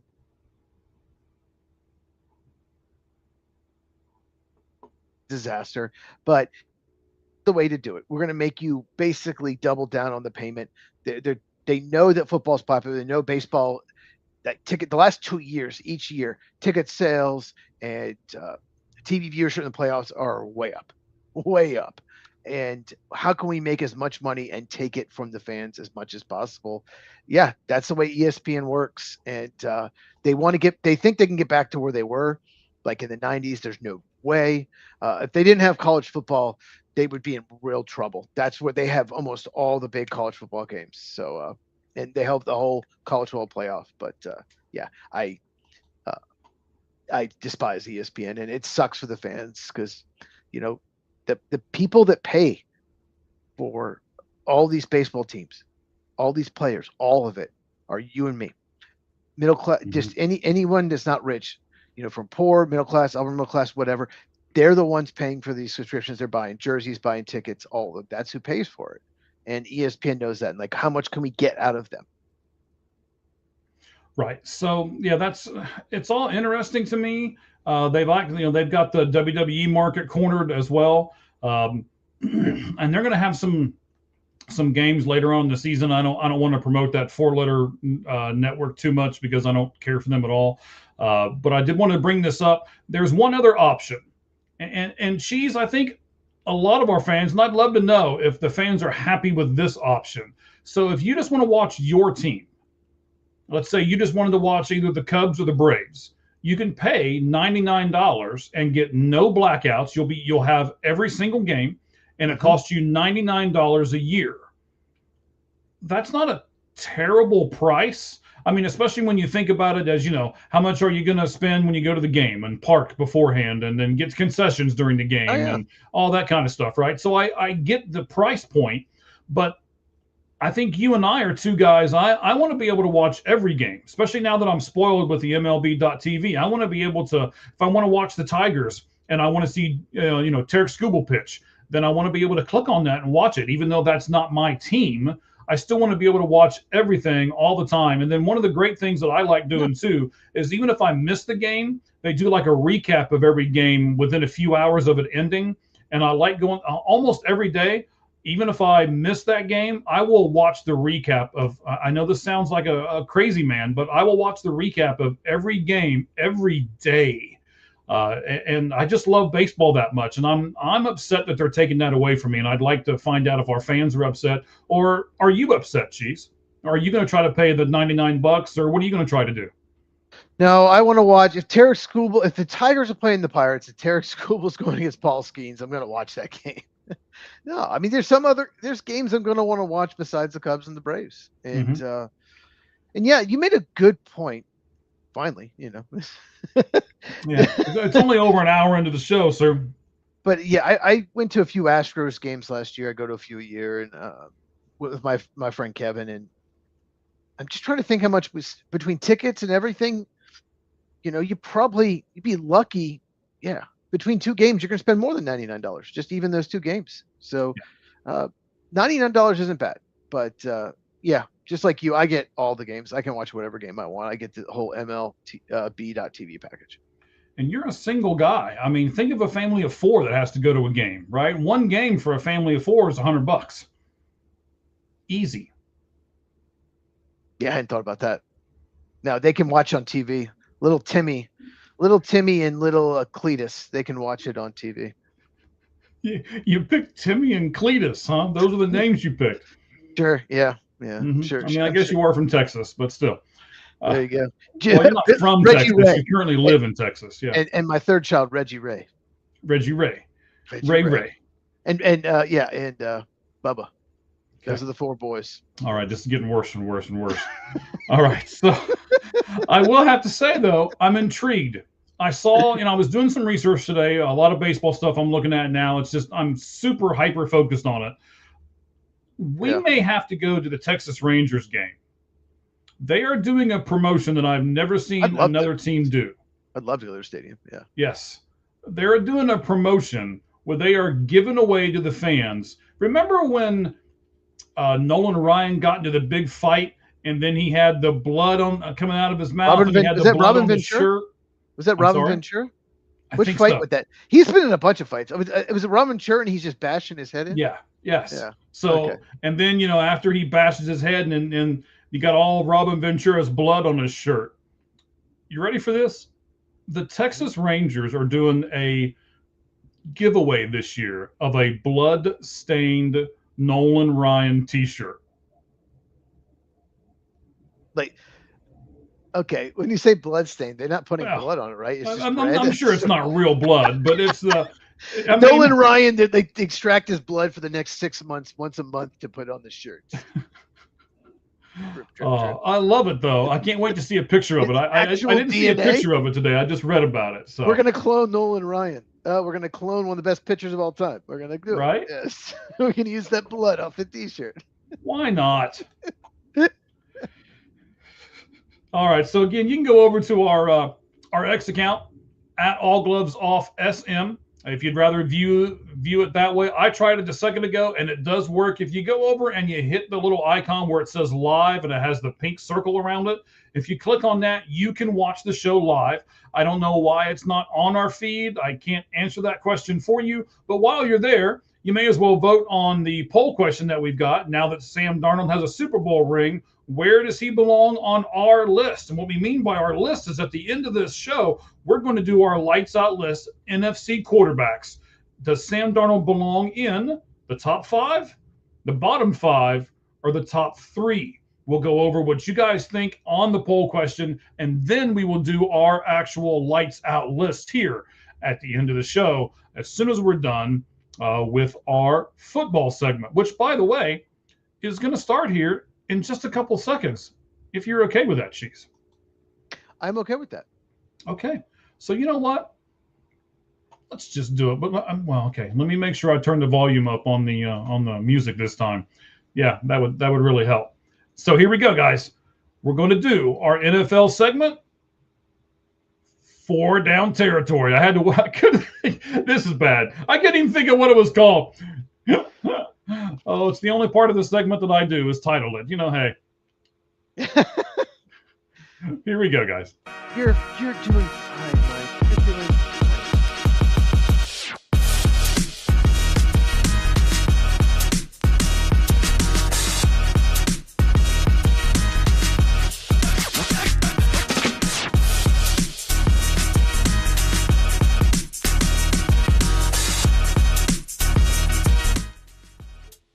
I just don't like being able to not give our fans exactly what they came to see. So it's bothering me. But yes, Cheez, give us a preview. What are we going to talk about tonight? Lights Out Sports Podcast, 4 down territory, your NFL segment. So we're going to talk about Max Crosby and the Raiders, that situation. We're going to talk about the Super Bowl odds and the team that's had a dynasty recently and where they fall. And then we're going to talk about the 2 teams that were in the Super Bowl and where we think, what might happen to them next year. Will they fall off? Will they contend again? So, all right, man. Lights out list. Lights out list at the end, of course. Man, this is going to be a great football segment. So, like I said, I'm gonna try to calm myself down and concentrate on football here for a minute, buddy. So, where are we going to start, Cheez? I want to start with Max Crosby. He reportedly told the Raiders he'll never play for them again. He just signed an extension less than a year ago. It was March of last year. And as if you did not know, Myles Garrett of the Browns, he said the same thing last offseason. And then the Browns threw over 40 million a year at him. And he's like, oh, okay, I'll play for you. I decided to recant my statement. Yeah, they made him the highest paid edge rusher at the time. Now it's Micah Parsons. But yeah, so that worked. And I didn't have this in notes, but allegedly, the new coach, Cliff Kingsbury of the Raiders, had coffee with Crosby this morning. So may mean nothing, but could just be he grabbed a cup of coffee, went up and sat and talked to him for a minute. Who knows? So we'll see what happens. But there's complications if he is traded. And Ian Rappaport was the first to report this. He had knee surgery for a torn meniscus, and it's almost unheard of for someone to be traded until they're healthy.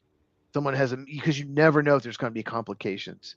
Right. Like the best example, David Bakhtiari tore his ACL on New Year's Eve. I think it was 2021 or 2022.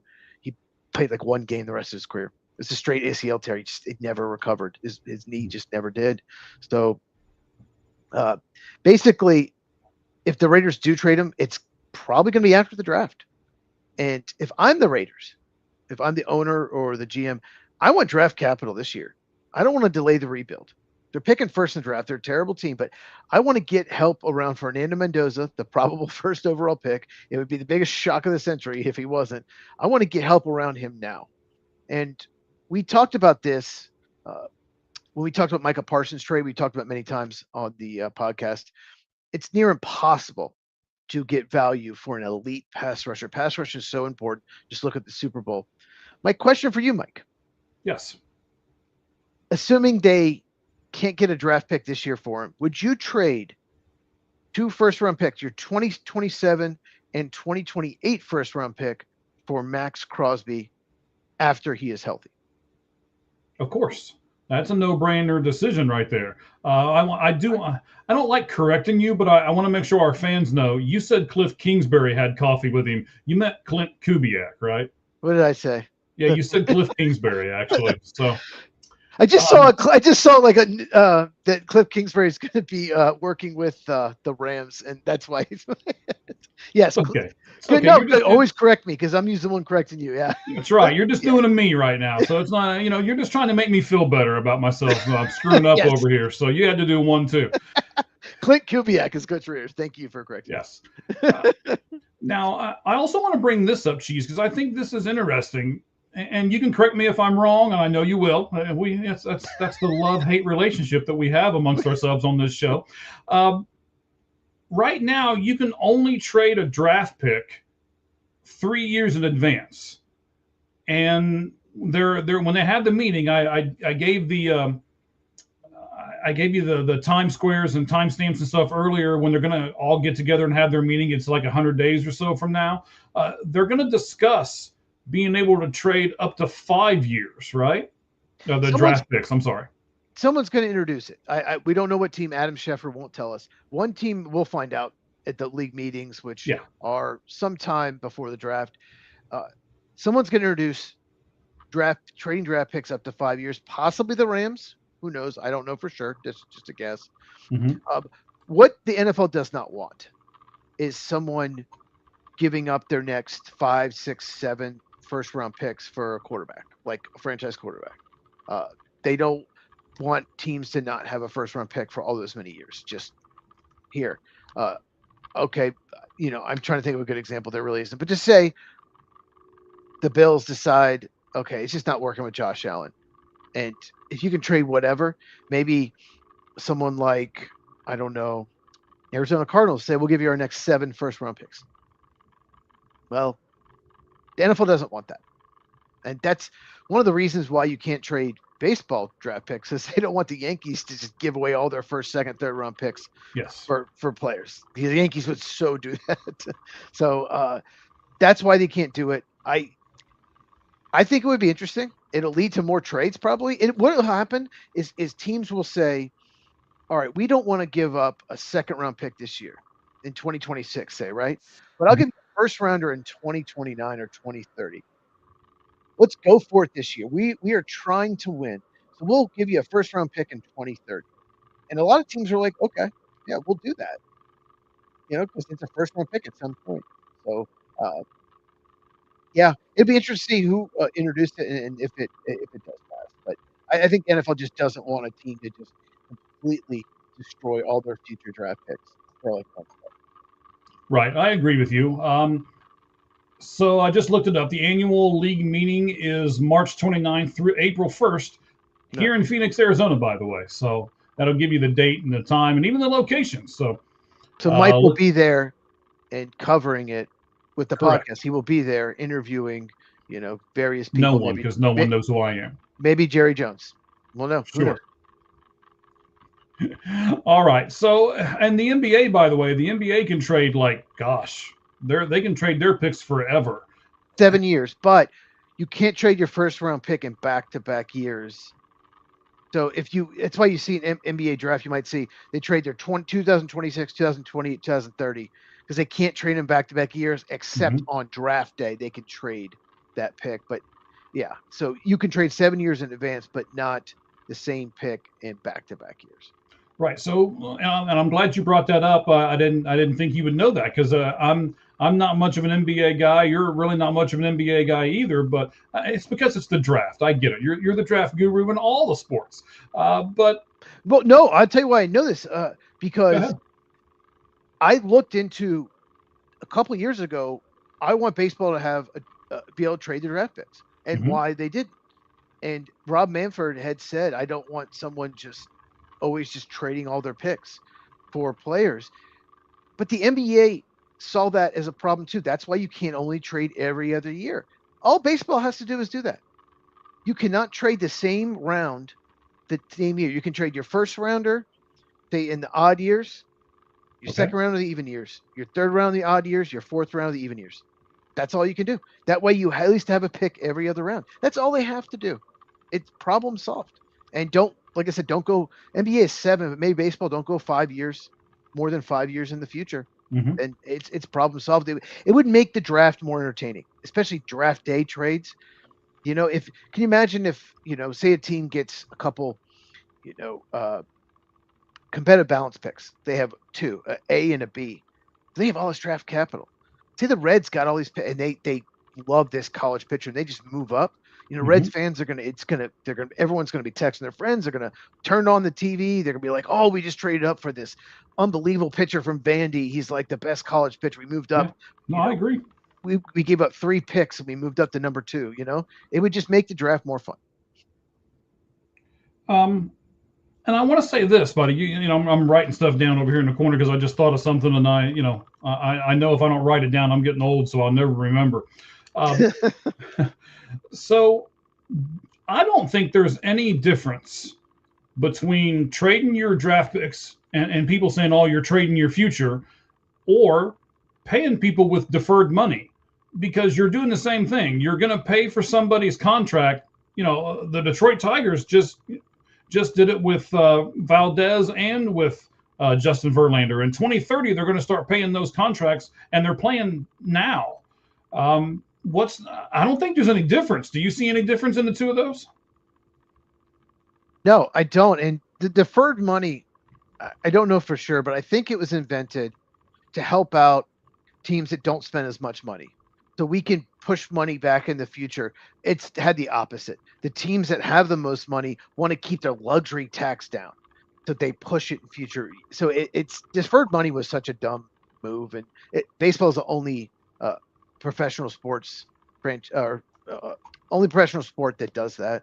So it's actually backfired, and it's incredible how much of Ohtani's contract that the Dodgers have deferred. It's absolutely awful just to keep their luxury tax down, but it'll hurt them in the future. Okay, so you said you would trade Max Crosby for 2 first-round picks. Yes, I think a lot of teams would, and you have to pay him as well. It's tough, but all these Cowboy fans, a lot of them are excited about the draft. They have 2 first-round picks. They're thinking, okay, we won that trade because Micah Parsons, the Packers didn't, they one and done the playoffs. He got hurt. the problem is the Cowboys don't have Michael Parsons, and the chances of getting anyone even close to that good in the draft is slim. If you trade 2 picks for Max Crosby, very unlikely the Raiders get a player as good as Max Crosby with those picks. It's possible, but unlikely. Last question about that. Sure. Do you think Max Crosby has played his last game as a Raider, or do you think it will be another Myles Garrett situation where they'll just throw more money at him and he'll agree to stay? That's a good question.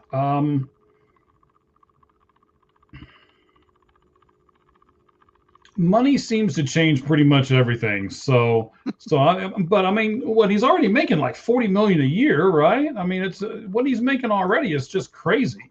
3 years, like 106, I think. Yeah, well, what's funny about Max Crosby, he's done this kind of before. Like he told the organization, if you don't make Antonio Pierce, who's the interim coach, the head coach, then I'll demand a trade. Like he's done it before. Like this, come on, dude.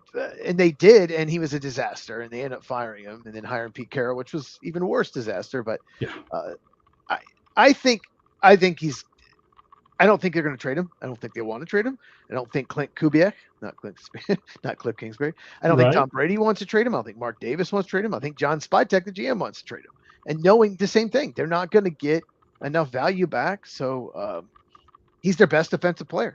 So I think they'll come to an agreement. I think he stays. And the main reason is if the Raiders are going to want draft capital this year, and they're probably not going to get it because of the injury. So I think he stays. Any more thoughts on Max Crosby before we move on?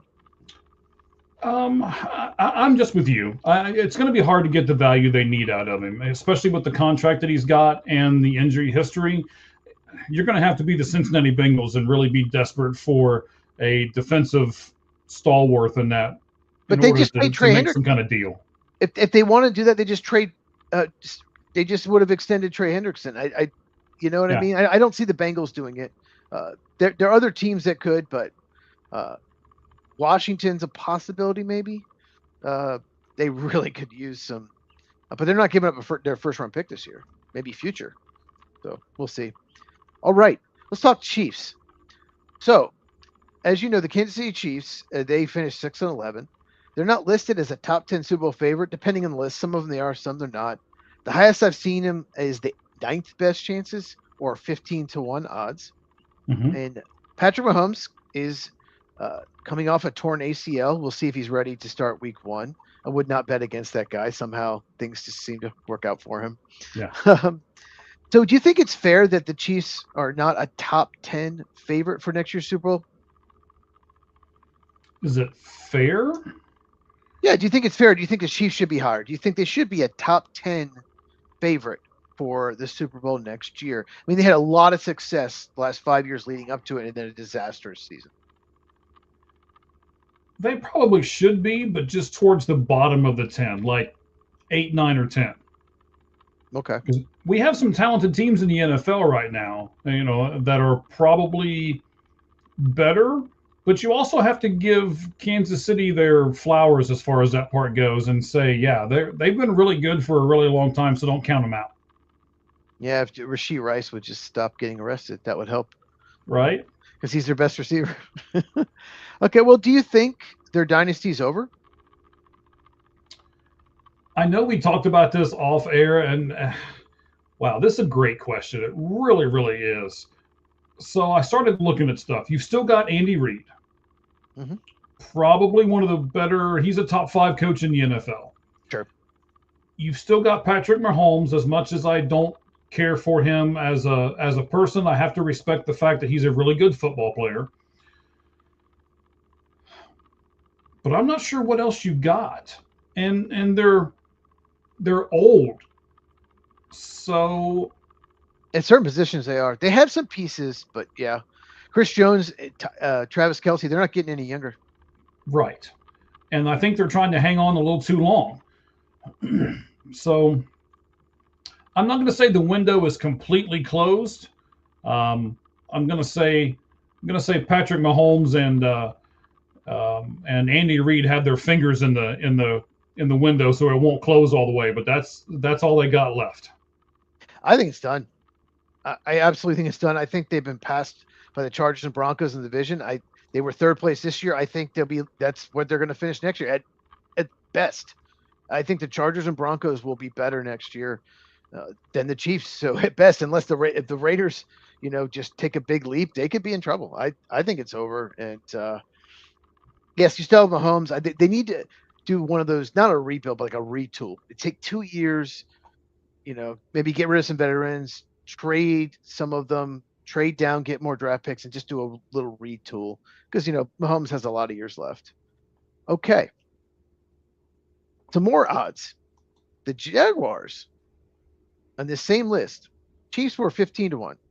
They won 6 games last year. Jaguars won 13 games. They are 20-1. What do you think of that? Well, they just don't have any confidence in the Jaguars at all. Unlike the Chiefs, the Jaguars are moving in the right direction.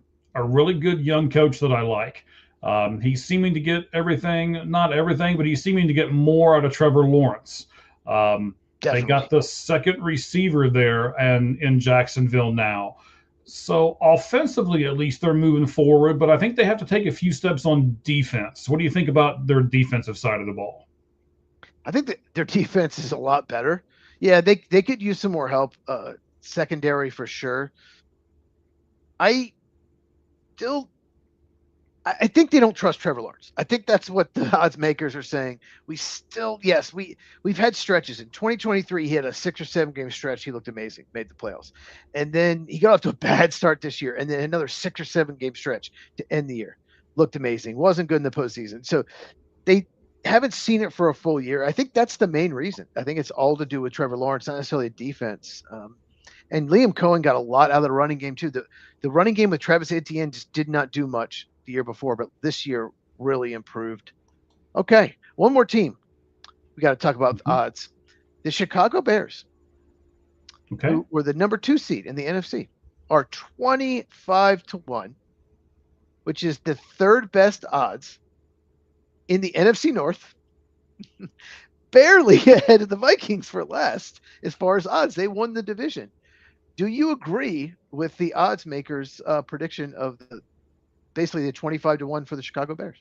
Okay, so let me get Louis here real quick. So Louis, we love you. I know you're a big fan of the show. You're here with us a lot. So we did a Super Bowl instant reaction where we talked a lot about that. You can go to our YouTube channel, All Gloves Off Sports Media, and see that. We're not going to do a whole lot on the Super Bowl here. We did do a 5 Flamin' 5 and 5 in the very beginning that did a lot of Super Bowl questions that you answered kind of in a rapid fire style. And then we talked about why I would boycott next year's Super Bowl. So go back to the beginning of this show, rewatch everything, and you'll get all of that. I'd love to get your comments on everything that we did at the beginning, Louis. Thank you very much for your question, though.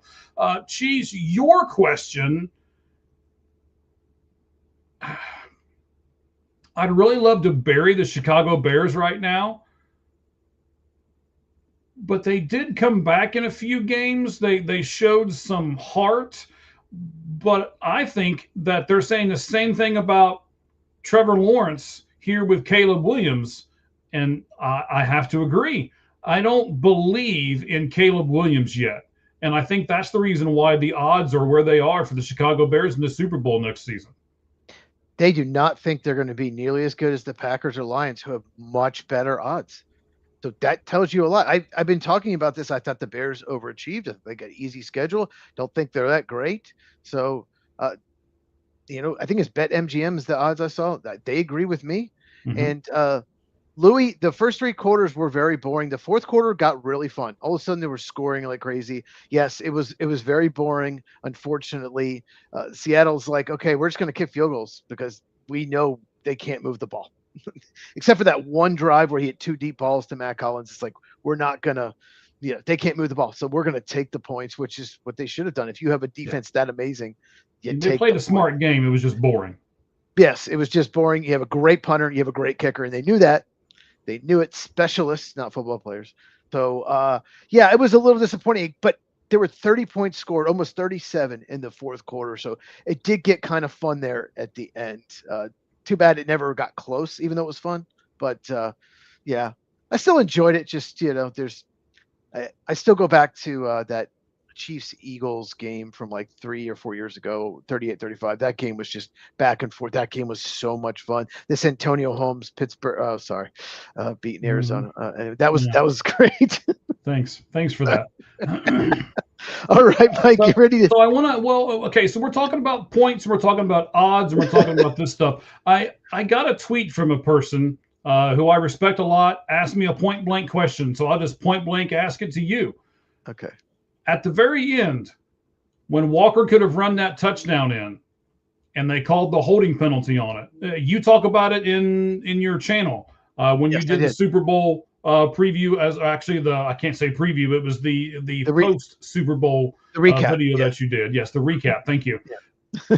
Do you think they did that on purpose so they could keep the money line down? If he gets that touchdown, it goes over. Yes, because 42 points. Mm-hmm. It would have been 49. The over-under was 45.5. Yes. A lot of people online think so. I'll say this. That was a hold. But there was holding on almost every play in that game. They let it go. They let the offensive linemen, because there was so much pass rush, they let them hold as long as it wasn't like a tackle. Like you're just grabbing and pulling them down. They let you hold almost the entire game. That play, I saw a few of those they let go earlier in the game. So conspiracy theorist to me thinks, they don't want any more scoring. Great run by Kenneth Walker. Do I think so? More and more, I would have said no years ago, but more and more I'm starting to trend the other way because it didn't matter at all. Well, it did to Vegas. But it did to Vegas. And I bet, when you have an over-under, if it's like 51, 52, you're going to get more unders. But when it's 45, even anything under 47, you're going to get way more overs. And I thought it would go over as well because the weather was so good. So, I'm sure Vegas made money on that. But, it's something to ponder. And I had to bring it up because it was all over X. Yes. All right. So we've done our first two things on the NFL 4-down territory. What's number 3, Cheez? So typically the Super Bowl winner has more success than the Super Bowl loser the next season. For example, the Eagles won the division, made the playoffs. They won the Super Bowl. The loser, the Chiefs, went from 15 wins to 6, like we mentioned earlier. They only won 6 games. My question for you, could you see this happening to the Patriots? Maybe not winning 6 games, but maybe just taking a step back? Well, here's the problem, because I'm going to say no, and I'm going to tell you why I'm going to say no. I don't know if they'll have the same success next year, but I'm still going to give them double-digit wins, and here's why: the division that they play in. You said earlier, the division that the Chiefs play in looks like all those other teams are getting better, and the division that the Patriots play in still has the Dolphins and the Jets. So, I mean, so that might be 4-0 right there. Correct. They're gonna do a crapshoot with the Bills, and even if they win one and lose one with the Bills, and they beat the other teams like they're supposed to, I mean, what? That's 5 wins right there in itself. So, do I think the Patriots are going to have the same success next year as they did this year with the easy schedule? Because I do believe that's what gave them their record, and not all of it, but it did have an effect on it. So now they're going to have a first place schedule, and if you don't think that matters, look up the Detroit Lions. Last year 2 years ago, they did really well. This year they had a first place schedule, didn't even make the playoffs. And if you look at that first place schedule that they had to play, every team they played on the road made the playoffs. That except for the Bears was brutal. Except for every non-division, except for the Bears. It was the only of their 9 road games. The only team that did make the playoffs the year before is the Bears, and the Bears won the division this year. I mean, it was absolutely brutal. Yeah, it's a huge deal. And by the way, Detroit is going to play a last place schedule this year. They tied Minnesota at 9-8, but the tiebreaker. So Detroit will get a much easier schedule this year. Yeah, the Bears were playing the Raiders, when the Packers were playing the Broncos, when the Vikings were playing the Chargers, when the Lions were playing the Chiefs. And guess what? The Bears beat the Raiders, and the rest of the division lost those games on the road to the Chargers, Broncos, Chiefs. It's a huge advantage to play a last place schedule. And New England had the easiest road to the Super Bowl I've ever seen. Would you agree? As far as regular season schedule and playoff, they had a backup quarterback in the AFC title game. They played a Charger team that had no offensive line. Like all 5 starters were probably the worst in the NFL at their position. I mean, it was just a joke. And DJ Stroud had the worst game of his life against the Texans. I mean, their road was easy. They shouldn't apologize for it, but it was a really easy road. You know, you live in Texas. I'm sure you've heard the rumblings. There's talks of trading CJ Stroud because of how his season went this year. No, it's they blame Bobby Slowick. It was so dumb letting him out of the building. He's now the offensive coordinator of the Dolphins. So dumb to get rid of him the second year when the offensive line collapsed. But it's concerning because he has not gotten better. He's gotten worse. DJ Stroud had, to me, the second best rookie season in NFL history by a quarterback, and he's only gotten worse. So they're not going to trade him. I do not see it happening. They would have to get blown away, but you don't trade someone with, you don't sell low on a quarterback. So year 4 have 2 teams trying to sell low on 2. Like they could trade with they could trade with Arizona, and you could swap Kyler Murray and CJ Stroud and say, okay, change of scenery might work good for both of them, right? And the Texans will say, give us your next 2 first. Give us your 2027, 2028 first round pick. That's what they'll ask for. I don't know if they could get that, but that's what they'll ask for. I'm saying, like, you got a young quarterback that's, and I know he struggled, but like the Texans will want a lot of draft capital. If that's what I'm saying. Like they're going to want a lot for him if someone wants to trade for him, and no one's going to give him that. So he will be back, and it'll be a really big year for him. Okay.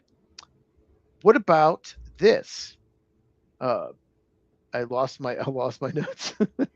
Here we go. You're just trying to make me feel better, man. Stop it. You do everything perfect every time. Stop. All right. I scrolled down to it. I know the show was terrible in the beginning.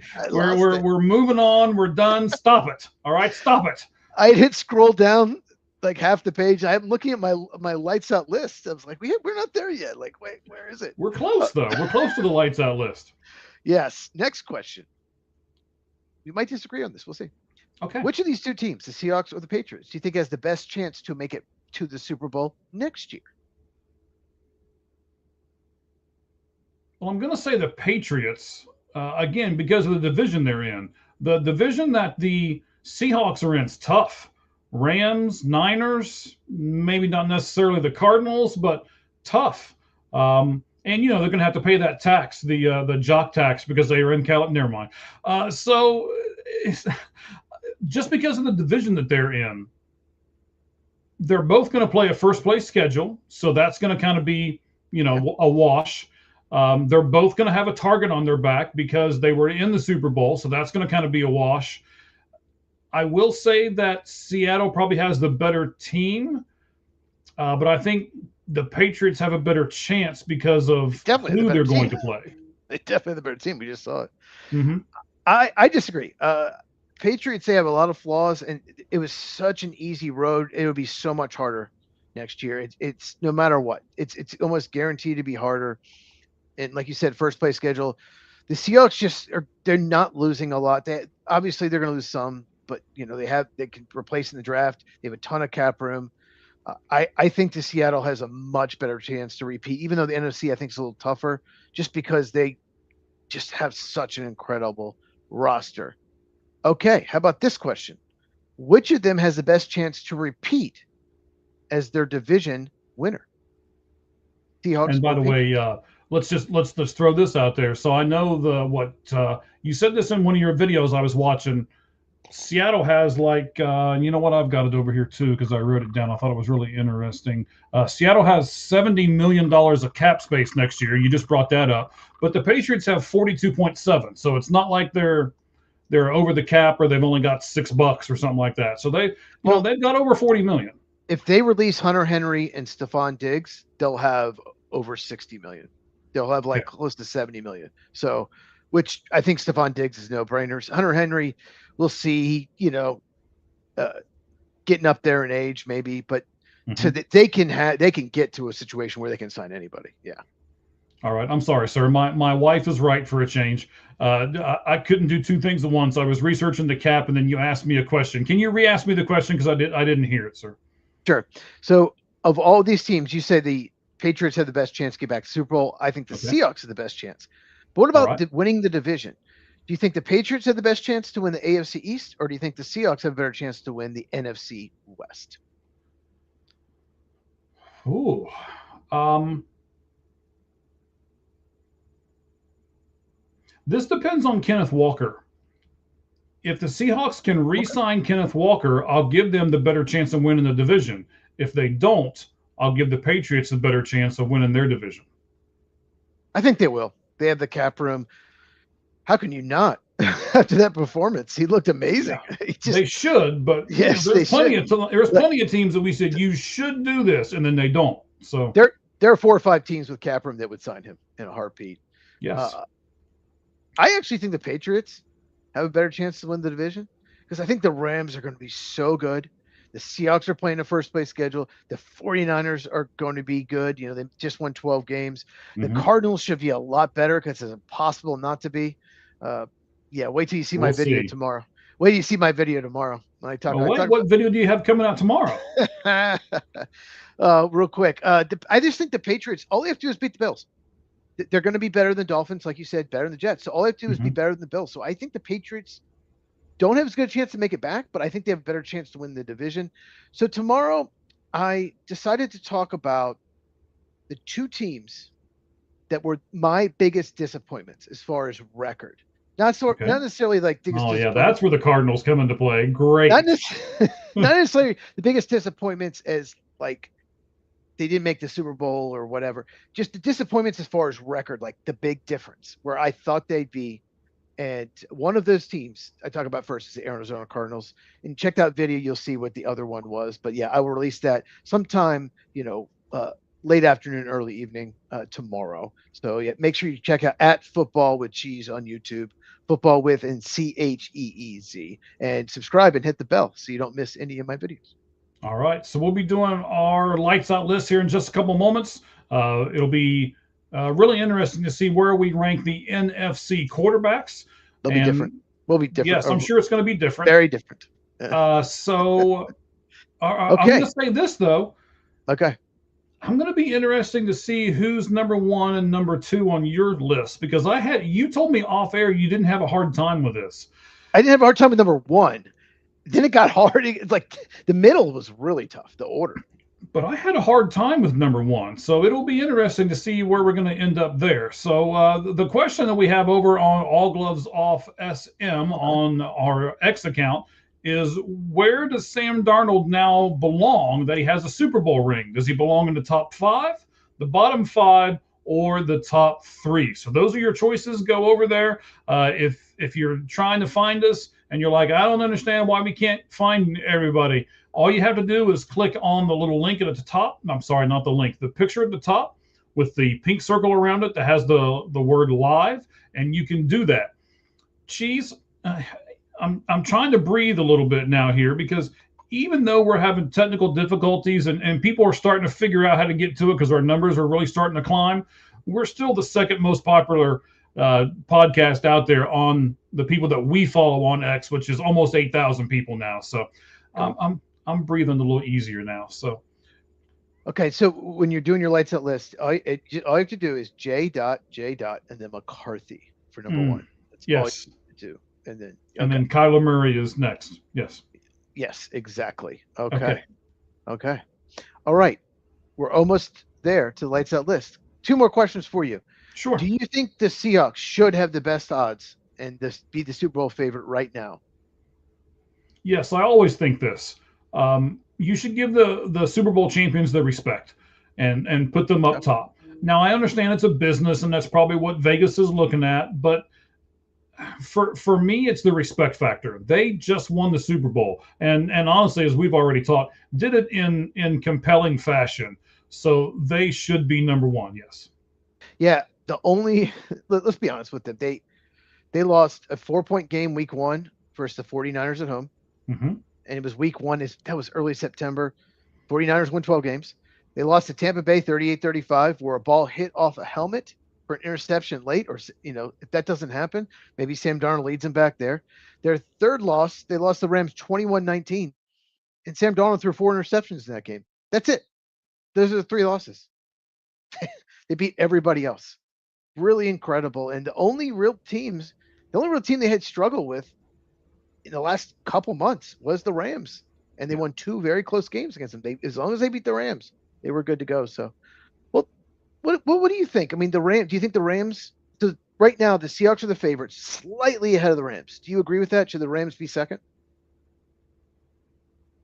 After the performance we saw from the Patriots, I guess that'd be the only team that maybe Denver. So with Bo Nix, yeah. Yeah. Because you don't know what's going to happen if Bo Nix plays. And obviously, we're talking about next year's odds, and we're just going to assume that Bo Nix will be behind center again. So I would probably I'd be honest, I'd probably put, I guess the Rams are right there, but Denver would be a really close third, and if they were in second place, I wouldn't complain about it. So it's, those should be the top 3. Whatever order you kind of want to put them in: Seattle, Denver, and LA. All right, sounds good. I think it's lights out list time. We're going to do the top 10 quarterbacks in the NFC. And Mike says they don't have to be starters, just anyone in the NFC. So who knows? I could pick Clayton Tune. Non-starter in this list, I'm just going to go I crazy. Could pick Clayton Tune, the 3rd-string quarterback of the Green Bay Packers. I could pick him. Oh. I was wondering if you were going Malik Willis, if you were going to try to do that. That's what I was like. He is not going to try to do this, is he? Who knows? All right. So before we start our lights out list, Cheez, I know you plug your stuff all the time, and we love it over at Football with Cheez. Please, everybody, go over and look at all the different videos that Cheez does over there. They're fantastic and informative. I'm also starting to put some more stuff up. So Seeing the Whole Field will be out tomorrow morning, and I'm going to do a Seeing the Whole Field tomorrow morning on the history of spring training.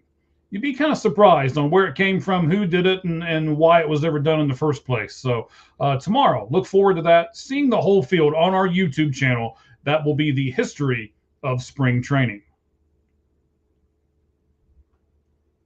This is where you're supposed to say how smart I am and how you're looking forward to it and all this. I can't wait to see it. It's going to be spectacular. Okay. The history of spring training. I cannot wait. Mm-hmm. Let's go. Spring training. Boom. Okay. All right, football guy. There we go. There you go. That's my enthusiasm. All right. So we're going to go 10-1, right? There you go. That's me supporting you. Mm-hmm. I should hashtag Mike spring training video. We'll get it trending on X. Sure. We're going to go 10 to number 1, right, sir? Yeah, we'll go 10-1. It's going to be top 10 quarterbacks in the NFC only. So, no Josh Allen or Lamar Jackson, Drake May, just NFC only. Okay. I think I'm ready, buddy. Are you ready? I'm ready. Do you want me to go first, or you want to go first? It makes no difference to me. I'm just as ready as you probably are. I'm going to go first this time. Okay. I like it. I thought about that's why I asked you. I thought about going Malik Willis or Mac Jones at 10, just to knock this person off the list. Just because I really didn't want to put this person on the list. That means our number 10 is the same person, because I know who you don't want to put on your list. But my number 10 is Caleb Williams of the Chicago Bears. Bears fans would think he's top 5. Chris Canty, that moron on that 4-letter thing. He's one of the biggest idiot on TV these days. Has him in the top 5 for NFC. It's crazy. But Caleb Williams, he's had some good fourth quarters. He's got so much ability. He's extremely inconsistent. He has times where he just misses open receivers. Terrible completion percentage. The talent and the scrambling is very good. Talent's there. He has his moments, but he's just, 10 is the highest I could possibly put him. Yeah, I'm in the same boat. For me, number 10, Caleb Williams. This is going to be the same thing that we always do. You're going to do a lot of the eye test. I'm going to do a lot of numbers. I've got all kinds of numbers in front of me here. So Caleb Williams, 39.42 as far as yards go. He was one of the lower guys as far as yards per attempt. That's going to be on this list. 6.9, by the way. His completion percentage, one of the lowest again, 58.1. Most of the other people we're going to put in this list are probably in the 60s. And the other thing that really stood out to me was the number of yards he took this season when being sacked. 165.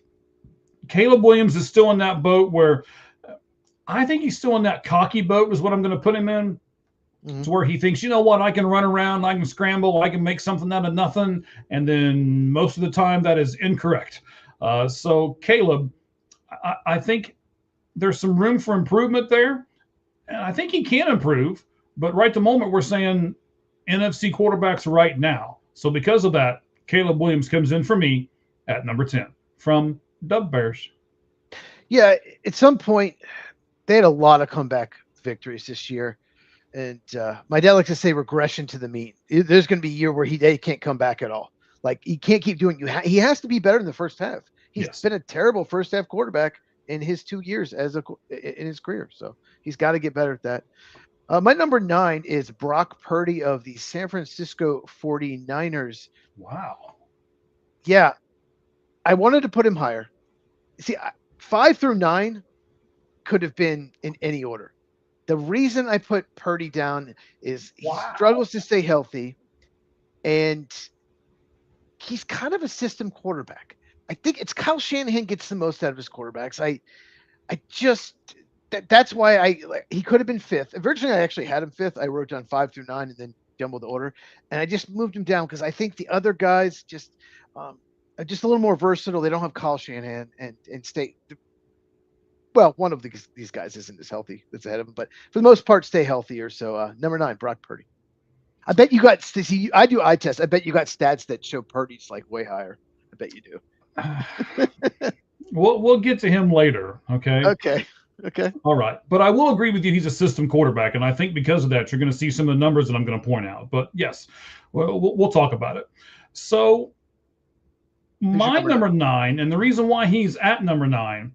I gave him a little bit of a bump because of his performance last year, and I know he's been injured a lot this year, so I tried to take that into consideration with my number 9 pick. I'm not going to give you a bunch of stats because they're not great, but Jaden Daniels of the Washington Commanders, I have faith in him. I think he will come back, but it was just pretty much a lost year for him. So I gave him a little bit of a pass and put him ahead of Caleb Williams. More on him soon. I actually had him higher than this. So, yeah, like I said, 5 through 9, they're pretty close with me. My number 8 is Baker Mayfield of the Tampa Bay Buccaneers. I would have had him probably 4 or 5 before the season. Really disappointing how he played. When he got Mike Evans and he had Chris Godwin and Mecca Ibuka all back, you thought he'd just take off. I really thought he'd throw 40 touchdowns. I thought he'd be a sleeper MVP candidate, and it just didn't happen. He was inconsistent. He wasn't as accurate. He's still very good. He still had some really good games, especially early in the season, but just wasn't as strong this year as he had been the year before. So number 8, Baker Mayfield. Okay. Yeah, I mean, I don't have a problem with putting him there as far as that part goes. But I've got him a little higher. We'll talk about him here in a few moments. I figured you might. Yeah. I couldn't do it. And I love him. I know you do. I really like him, and I think he brings a little bit more to the team than what he does on the stat sheet. But we'll talk about that in a second. My number 8 guy, Jared Goff, 45-64 in passing yards, really high yards per attempt at 7.9. His completion percentage is at 68. Kind of in the middle of the pack, 34 touchdowns, 8 interceptions. He has the most. Well, no, I take the yes of any quarterback in the NFC. He took the most yards per sack. He took 259 sack yards in the season. He's just immobile. Yeah, that's all there is to it. He did 66 passes of 20-plus yards and 8 of 40. He took 38 sacks and 259 yards, and that brought him down for me. So Jared Goff is my number 8 quarterback in the NFC. This is the worst offensive line he's had since he's become the Detroit quarterback. The interior, the 2 guards in the center are much better at run blocking than pass blocking. That's why he took a lot of sacks. Sacks is a stat that can be the quarterback's fault. It can be the offensive line. It can be both. A lot of them are on the offensive line this year. Watch a lot of the Lions, but I get it. More on him later. I have him probably I'm pretty aggressive with him. I thought he had tremendous year. And I will talk about that in my video tomorrow. Okay, another spoiler. Okay. My number 7 is Jaden Daniels of the Washington. I have listed Redskins here, so I guess that's their name. Yes. God, I wanted to put him higher, but I couldn't. Just because he had the best rookie season. Let's put it this way. Best rookie season ever for a quarterback. And he was one of the best quarterbacks in the NFL last year, probably 5th or 6th best in the entire league overall, not just the NFC. And he was never healthy this year. When he did play, it wasn't great, but I got to give him the benefit of the doubt. High character guy, tremendous at LSU and Arizona State before that. So I could not put him further down than 7. I originally had him a little higher, but I knocked him down a little, but that's the lowest I could go. Jaden Daniels, number 7. Okay. So I know that Brock Purdy's hurt a lot. He's my number 7 guy, right? But if you look, the only guy that's ahead of him in this hurt spot, Jackson Dart, Mac Jones is under him, Penix is under him, Burrow is under him as far as yards, Cousins, Mariota, McCarthy, Shador Sanders, they're all under him. All of those quarterbacks are. So 2167 as far as yards go, 7.6 per attempt. His completion percentage, again, right there in the center with a lot of other people at 69.4. The big knock on Purdy, 20 touchdowns, 10 interceptions, and that kept him for me down at number 7. Yeah, I understand what you were talking about earlier about him and about how he can't stay healthy. But I think of the quarterbacks that are in that same realm with him, that are in that they can't stay healthy realm, he was the best one. So he was the only one that I put on this list, and this is where I put him at.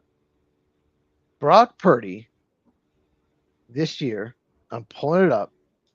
He had some games where he torched the Bears, right?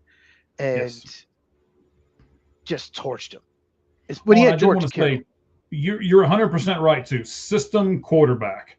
Absolutely. If he doesn't have Mike Shanahan calling plays and he's not on the 49ers, if he's somewhere else, he's probably not on this list. 5 touchdowns against the Colts, torched them. Then he plays the Bears, 3 touchdowns, torches them. Just tremendous games. But when he played Seattle, we know how good Seattle's defense is. Oh, he was awful in those 2 games. Right at the end of the season, they scored 3 points. They scored 6 points in the playoffs. He didn't throw a single touchdown in either game, threw an interception in either one, and he was not good. So that's one of the reasons I moved him down to 9. I forgot to mention that is just when he went against the really good defenses. The Bears and Colts defenses aren't very good, but he went against the really good defense, the world champions. He really struggled. They couldn't do much. All right. And that's kind of what you're supposed to do as a quarterback, right? Beat the teams you're supposed to. I mean, you're not supposed to struggle against the other teams, but beat the teams you're supposed to and cross your fingers against the good ones. Yeah, and if he had torched Seattle and still lost, they lost 41-6 in the playoffs. They lost 41-36. Yeah, he would be in top 5 of this list probably. If he can do that, because no one else did that to Seattle. I guess right. Matt Stafford played pretty well. Baker Mayfield had a real good game early in the year against him, but for the most part, no one did that to Seattle. But Seattle, Devin Witherspoon, Julian Love missed a lot of the first half. Once they got them back, their defense was incredible. My number 6 is a Super Bowl MVP. Once again, would have been higher. Didn't have quite as good a year, and that's Jalen Hurts of the Philadelphia Eagles. He can still run. He's still athletic. He's got the tush push. Just as a passer, just wasn't as good this past year. They got a new offensive coordinator, Sean Mannion. He was working with he's a quarterback coach of the Packers. I love that move for them. Let's see if it helps him, but I just couldn't put him higher in 6 just based on a really bad season. Okay. I'm with that, and we'll talk about him in a little bit. My number 6 guy is the guy who I said earlier when you put him a little lower, I said I was going to have him a little higher. 3,693 passing yards, 6.8 per attempt. He threw 26 touchdowns and 11 interceptions. His passing rate was 90.6. And I know I've said it with everybody else too, but I really looked at this stat. He took 234 yards sack-wise as well. he's another one of these guys that just thinks he can dance around. And man, sometimes he just looks brilliant with it, and other times he just looks awful. The other reason why I put him up a little bit, he had 7 plays of 40 yards or more, one of the higher ones in this class here. So did he throw to Emeka Egbuka? Yeah, I was gonna say. A lot of more to Emeka Egbuka. Yeah.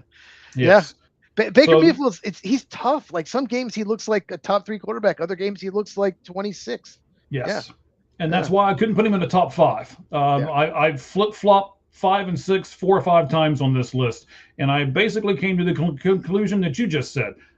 Because of the way he is not consistent, I couldn't put him in the top 5. So I put Baker Mayfield at 6. I get it. Okay. My already mentioned him is Jared Goff of the Detroit Lions. He had the worst, like I said, the worst offensive line since he became a Detroit Lion, since he was traded from the Rams. Okay. Mm-hmm. And to me, he had his best year. Yes, he has really good receivers, Amon-Ra St. Brown. His tight end was even hurt. The interior of the offensive line just didn't protect him very well. I mean, Micah Parsons, they lost both games to the Packers. Micah Parsons is just running after him. It just seems like every play. But he still played tremendous. Jamison Williams, Amon-Ra, he got them the ball. He's really, Jahmyr Gibbs, he just let's see. I got here 34 touchdowns, 8 interceptions. And every year, the problem with Jared Goff was he was very good for the most part. 2 to 4 games, he was just awful. Like in the playoffs against Washington in 2024 season, he was terrible. He got upset. Washington made the NFC title game. He didn't really have a terrible game this year. He was much more consistent. So I had to put him top 5. Jared Goff, number 5. All right. I kind of felt the same way about my number 5 guy here. Not as good a season as last year, even though he was respectable, 3,224 yards, 7.1 per carry. He had a few things that were like bumps in the road, though. His completion percentage was way down, 64.8. He did throw 25 touchdowns, but only 6 interceptions, one of the fewest interceptions thrown of any quarterback on this list. And he surprised me in 2 spots. I've talked about them almost relentlessly so far in this whole thing, but he took 181 yards, sacks, and he made 9 plays of 40 yards or more. I would have never said that Hurts would have done that, but he did. So he found a way to do it.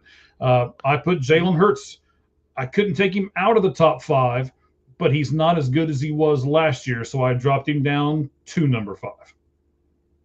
I wouldn't be surprised if he had 9 plays over 40 yards in the NFC title game, the Super Bowl of last year, because it seemed like he just torched Washington. He torched Kansas City. He was so good in those 2 games. All right.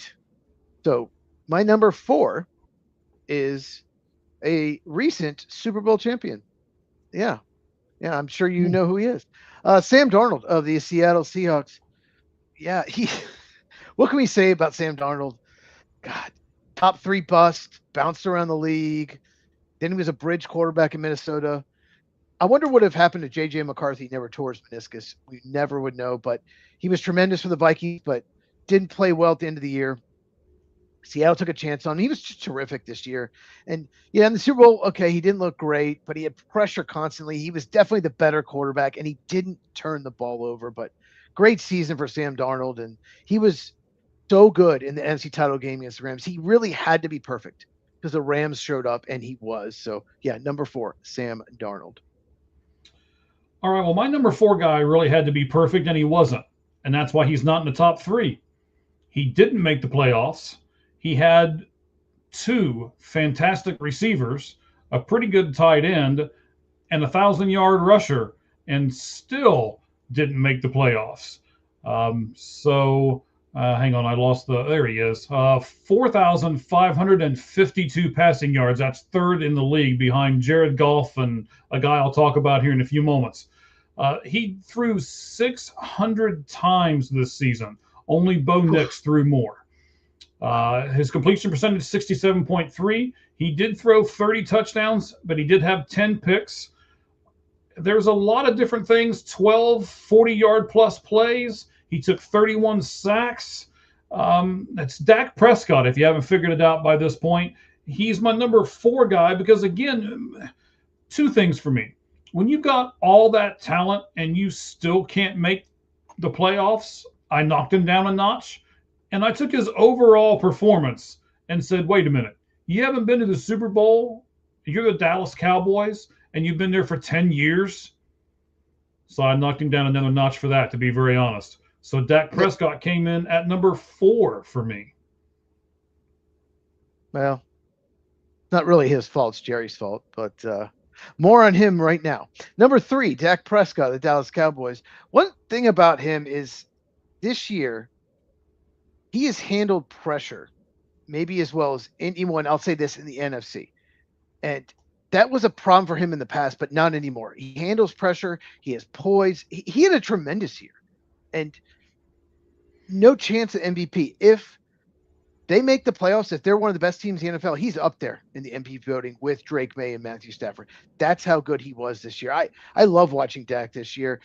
The first half was better than the second half, but he was still terrific. And yeah, I get what you're saying, but he rarely plays with a good defense. Dallas hardly ever has a defense worth a crap. So, Dak Prescott, Dallas Cowboys. Okay.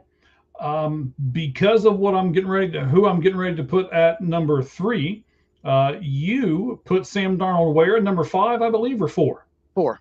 I had him number 4. All right, so let's go over our poll question real fast. Now that Sam Darnold has a Super Bowl ring, where does he belong on the list that we're doing right now? We gave you top 5, bottom 5, or top 3. The lowest percentage was top 3, 12.5%. The next highest percentage at 37.5% was bottom 5, saying Sam Darnold deserves to be in the bottom 5. 37.5% of our viewers and 50% of them said top 5. Both of us agree with the 50%. You've still got about 18 hours or so more to vote on that. You can go over to All Gloves Off SM and do so. We would appreciate it if you would do that. But I have Sam Darnold at number 3. I didn't have a problem putting him at 3. In fact, he was one of the first ones I picked. I couldn't put him at 1 or 2 because of the 2 people I have in front of him. But Sam Darnold, 4,048 passing yards this year, 8.5 yards per attempt, 25 touchdowns, 14 interceptions. Not a great ratio, or at least not as good as some other players. This surprised me. 12 plays of 40-plus yards. 12.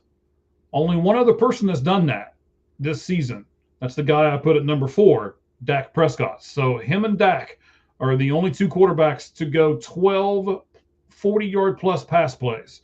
And then if you look at their 20-yard pass plays, Dak has 53 and Sam Darnold has 57. So he edged him out a little bit in my book, and that's why I put Sam Darnold. It had nothing to do with the story. It had nothing to do with anything else. You know me, it's pure numbers. And his numbers were a little better, so I put him at 3. Technically, you were in the 12.5% because you put top 3, not top 5.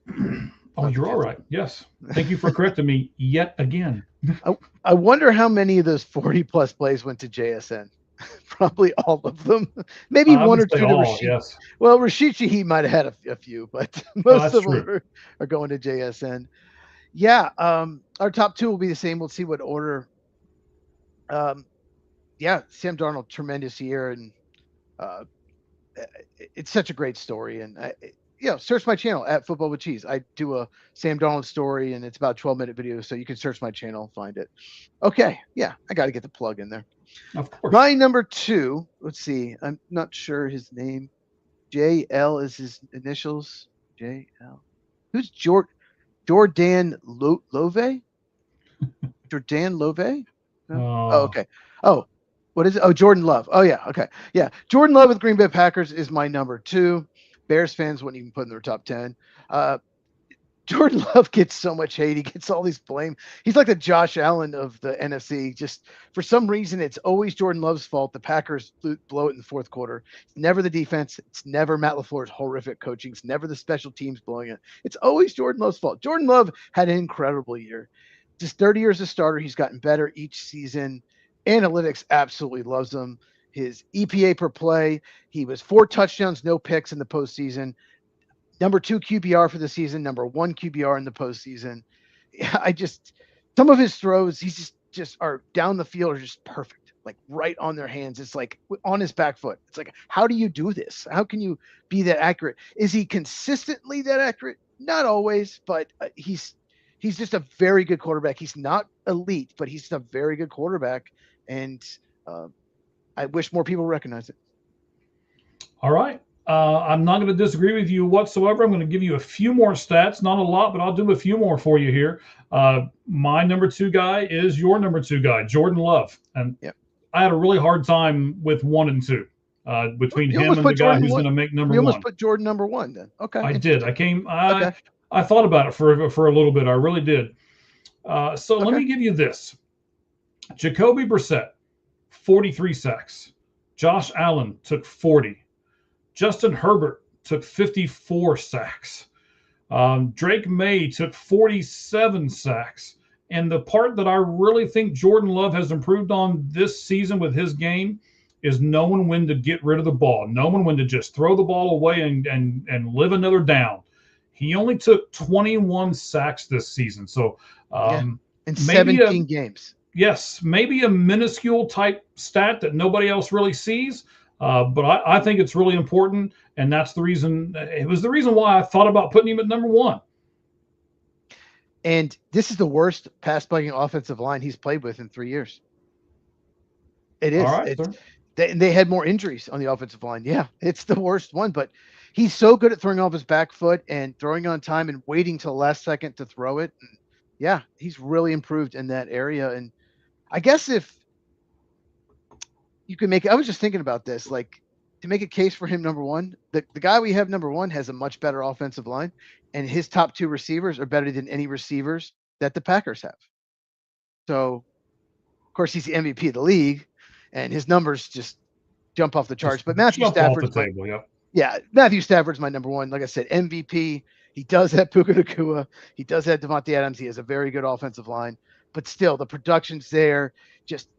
I don't know if any quarterback in the NFL throws the ball on time better than him. Like it's on time before the receiver makes the cut, makes the break. And Stafford just looks so comfortable in this offense this year. I've never seen him look just comfortable game in and game out. And MVP, so close to the Super Bowl. They very likely would have beaten the Patriots. So yeah, number 1 NFC quarterback to me. Oh, I need to calm down. Is Matt Stafford. My number 10, Caleb Williams, Bears. Number 9, Brock Purdy, 49ers. Number 8, Baker Mayfield, Buccaneers. 7, Jaden Daniels, Redskins. Yes. Number 6, Jalen Hurts, Eagles. 5, Jared Goff, Lions. 4, Sam Darnold, Seahawks. 3, Dak Prescott, Cowboys. 2, Jordan Love, Packers. And number 1, like I just said, Matthew Stafford, Rams. All right. So I don't think either one of us had a quarterback in there that the other one didn't have. We just had them in different orders. So for me, it was Williams, Daniels, Goff, Purdy, Mayfield, Hurts, Prescott, Darnold, Love, and Matthew Stafford. Matthew Stafford reminds me, let me give you the good things, and then I'll end with the bad, okay? Now, there is some bad here. 20-plus plays. 20-plus yard plays, he had 72, the most of anyone in the league. 40-yard plays, 8. He threw the 72 plays of more than 20 yards. His longest one was 88 yards. He had the longest play from scrimmage of any quarterback this season. He only took 23 sacks. We talked earlier, Jordan Love took 21. He only took 23, and he is maybe the least mobile guy in the world, and he still only took 23 sacks. Throws the ball on time. Yep. Yes. Dak Prescott and Bo Nix, 612 attempts for Nix, 600 for Dak Prescott. Matthew Stafford's right there, 597. So Matthew Stafford is like the Allen Iverson of football. If you keep throwing talking about practice. Talk about practice. If you keep throwing it, people are going to catch it. Of all the quarterbacks on these lists, because we all had the same 10 people, Matthew Stafford had the lowest completion percentage of any of them. Yes, but I thought about not putting him at number 1 for a little bit. He throws the ball away a lot, though, because he doesn't like to take sacks. And he does throw it down the field more than some guys. He doesn't dink and dunk it. You know, Devontae Adams, Puka Nacua, like I said, the medium range. You said all these 20-yard plays. He loves that 10 to 20-yard window. And, so I get the completion 20 percentage. plus yard window. Yeah. It could be higher, but it's a down the field, maybe not like a deep play, but it's more of a down the field offense. But he just had a tremendous year, and a little surprised the MVP race was that close.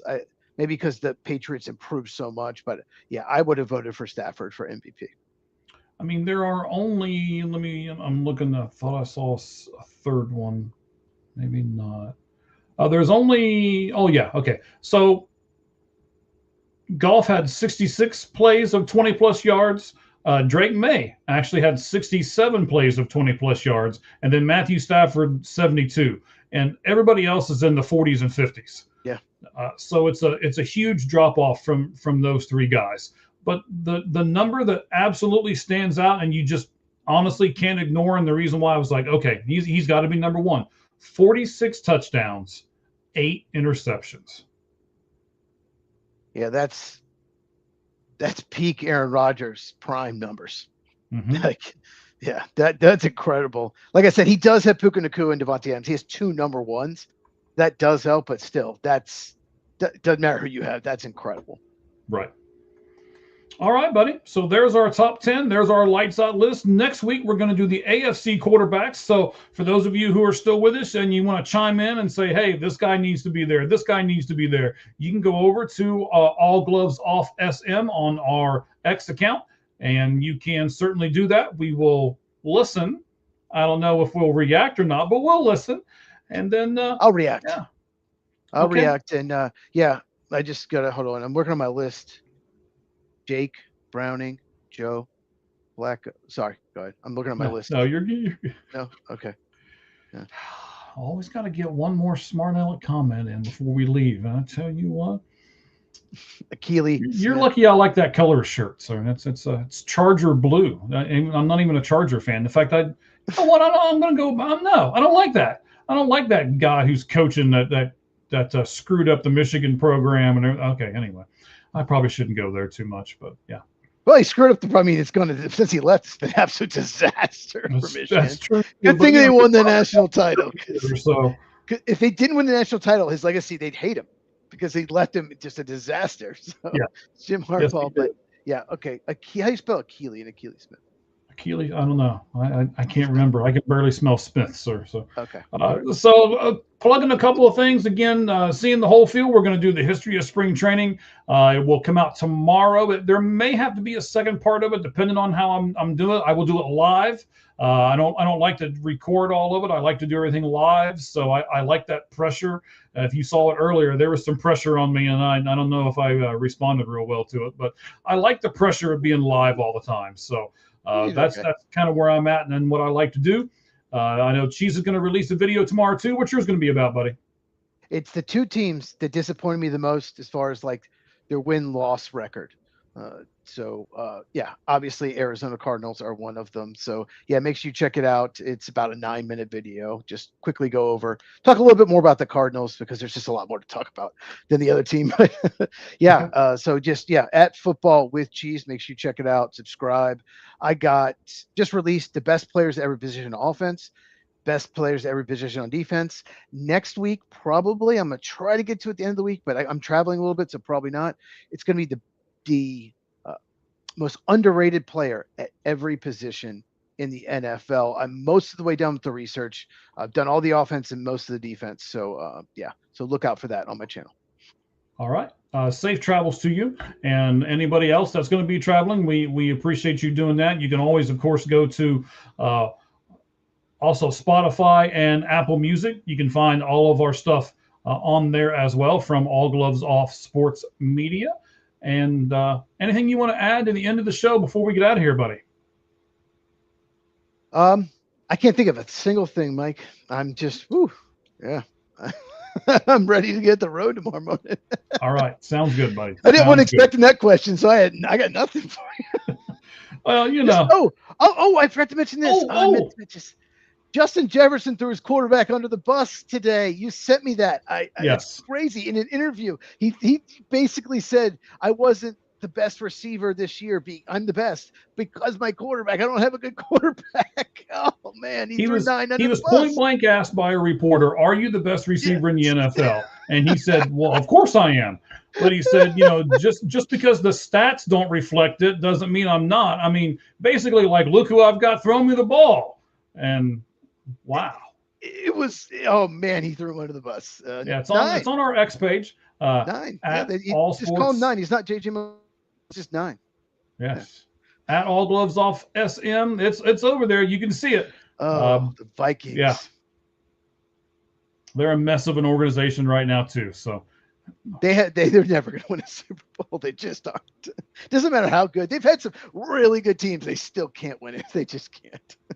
It's the Vikings. Right. All right. Yeah.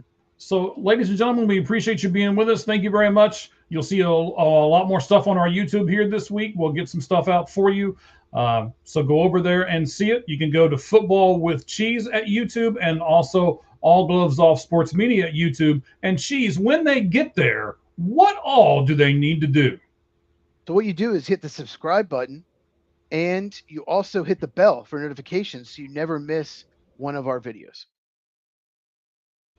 All right, that is correct. Everything that you need to do is right there. So, as we always say at the end of these, the only thing that's fair in life is a baseball hit between the third and first base line. Spring training is almost here. Here we go.